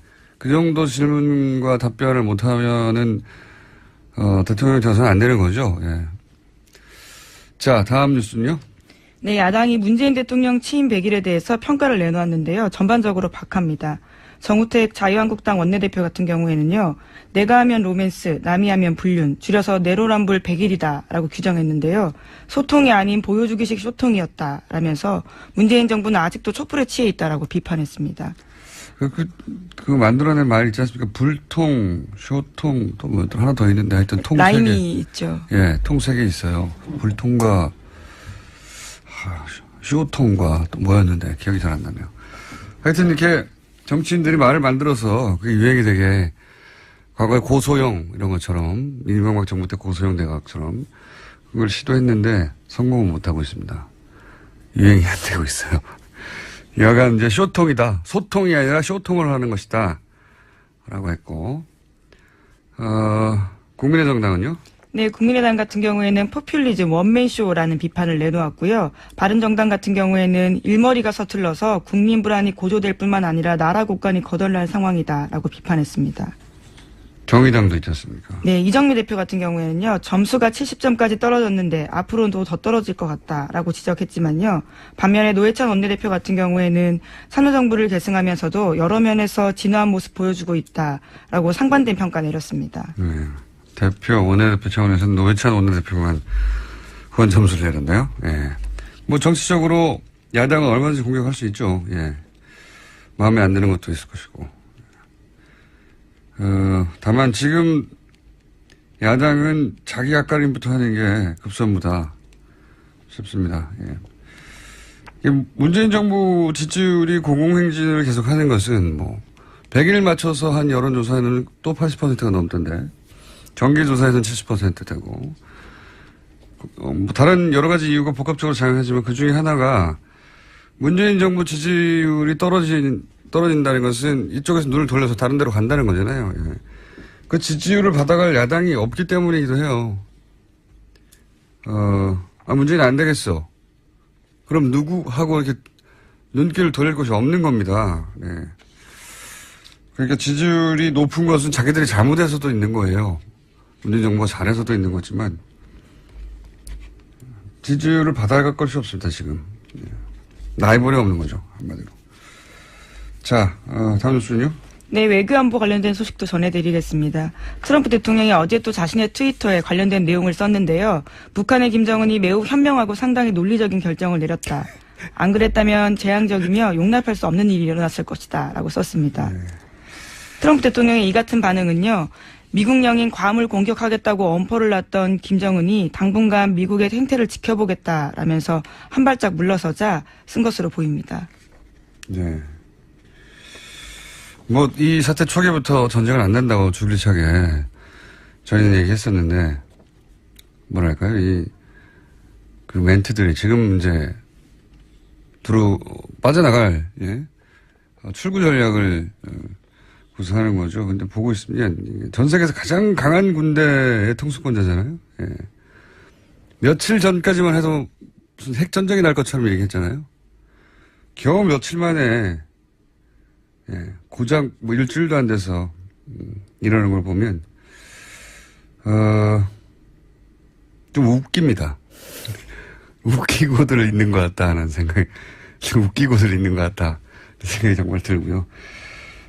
그러니까, 이 뉴스 브리핑에서 몇 번이나 얘기했지만, 트럼프 전쟁 얘기하면 이제 그냥 스포츠 중계하듯이 받아 써가지고 포탈에 막 뿌리고 호들갑 떨고 그런 거 좀 안 했으면 좋겠어요. 이제. 이런 사람들입니다. 예. 자, 그러면서 또, 대화해야 한다고 얘기를 계속하고 있죠. 예. 네, 대표적인 온건파인 틸러슨 국무장관이 내놓은 반응인데요. 또다시 북한과의 대화를 강조한 겁니다. 북한과의 대화에 도달하는 방법을 찾는데 계속 관심을 갖고 있다라고 밝혔는데요. 하지만 그것은 김정은에게 달려있다라는 이야기를 한 겁니다. 네, 어쨌든, 긴장 국면 다음에 이제 대화를 하겠다는 제스처를 계속 취하고 있고, 북한하고 미국이 이렇게 미사일을 쏘고 이런 일은 안 일어납니다, 여러분. 만약에 그런 일이 일어난다면, 예, TBS 방송국도 박살나겠죠. 박살나겠고, 아주 많은 사람들이 한반도에서 사망할 것이고, 한반도 전쟁으로 끝나지 않죠. 예, 중국도 개입할 것이고, 러시아는 또 가만히 있을 수 없고요. 예, 일본도 가만히 있을 수 없고, 미국도 가만히 있을 수 없고, 세계대전이 일어나는 거죠. 네. 네, 국제전으로 끝날 수 없는 상황이기 때문에 상상할 수 없는. 세계대전이 일어나는 것이고, 이제 그게 과거 세계대전하고는 다르게 핵무기가 있잖아요. 네. 지구 멸망으로 가는 길일 수도 있습니다. 전쟁이 안 일어납니다, 여기서. 이렇게 말 전쟁한다고 해서. 그걸 하루 종일 일주일 내내, 트럼프가 이제 무슨 전쟁한다고 했다고 지상 중계하는 스포츠 중계하듯이 그런 기사 좀 쓰지 말자고요, 이제. 분석하거나 비판하거나 왜 그러는지 그 노림수가 뭔지 쓰면 몰라도. 자, 다음 순요. 네, 국정원 적폐청산 TF 관련된 소식도 계속해서 전해드리고 있습니다. 국정원의 민간인 댓글 부대인 30개 외곽팀 중에서 어제는 양지회 소속, 그러니까 국정원 전 직원들이 있다라는 거 알려드렸는데요. 이번엔 또 새로운 사람들이 나왔습니다. 이명박 전 대통령 지지단체가 있다라는 보도입니다. 이름하여 이명박과 아줌마 부대라는 이름의 인터넷 카페인데요. 이명박 전 대통령 지지하는 모임으로 2007년에 집중적으로 활동했습니다. 그런 다음에는 늘 푸른 희망연대라는 이름으로 바꿔서요. 일부 회원들이 활동을 했는데요. 국정원과 검찰은 이 단체 회원들이 팀을 꾸려서 댓글 작업 등을 하는 대가로 국정원으로부터 돈을 받은 것으로 보고 있습니다. 그러니까 이제 그 외곽단체들 혹은 뭐 지지단체들, 민간단체들을 댓글 무대로 활용한 정황 중에 하나인 건데, 이런 일들이 있었어요. 이상한 단체들 만들어가지고 정부가 여러 가지 형태로 예산을 지원하거나, 좀, 예를 들면, 선풀 달기 운동 이런 게 있었습니다. 좋은 댓글 달기라는 거. 네, 저도 기억이 납니다. 네. 악플에 반대는 말이죠. 네. 근데 그러면은 이제 그 학생들이 선풀을 달면 거기 봉사활동으로 쳐주고, 예, 뭐 그런 거 있었거든요. 그것도 매우 의심스러운 그 활동을 했던.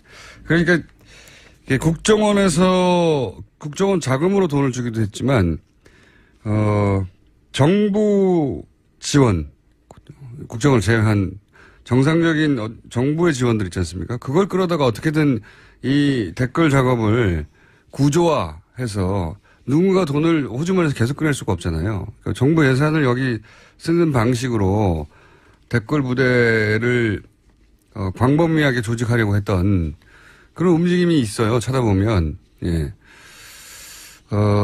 요게 다가 아닐 것이다. 계속 얘기하지만.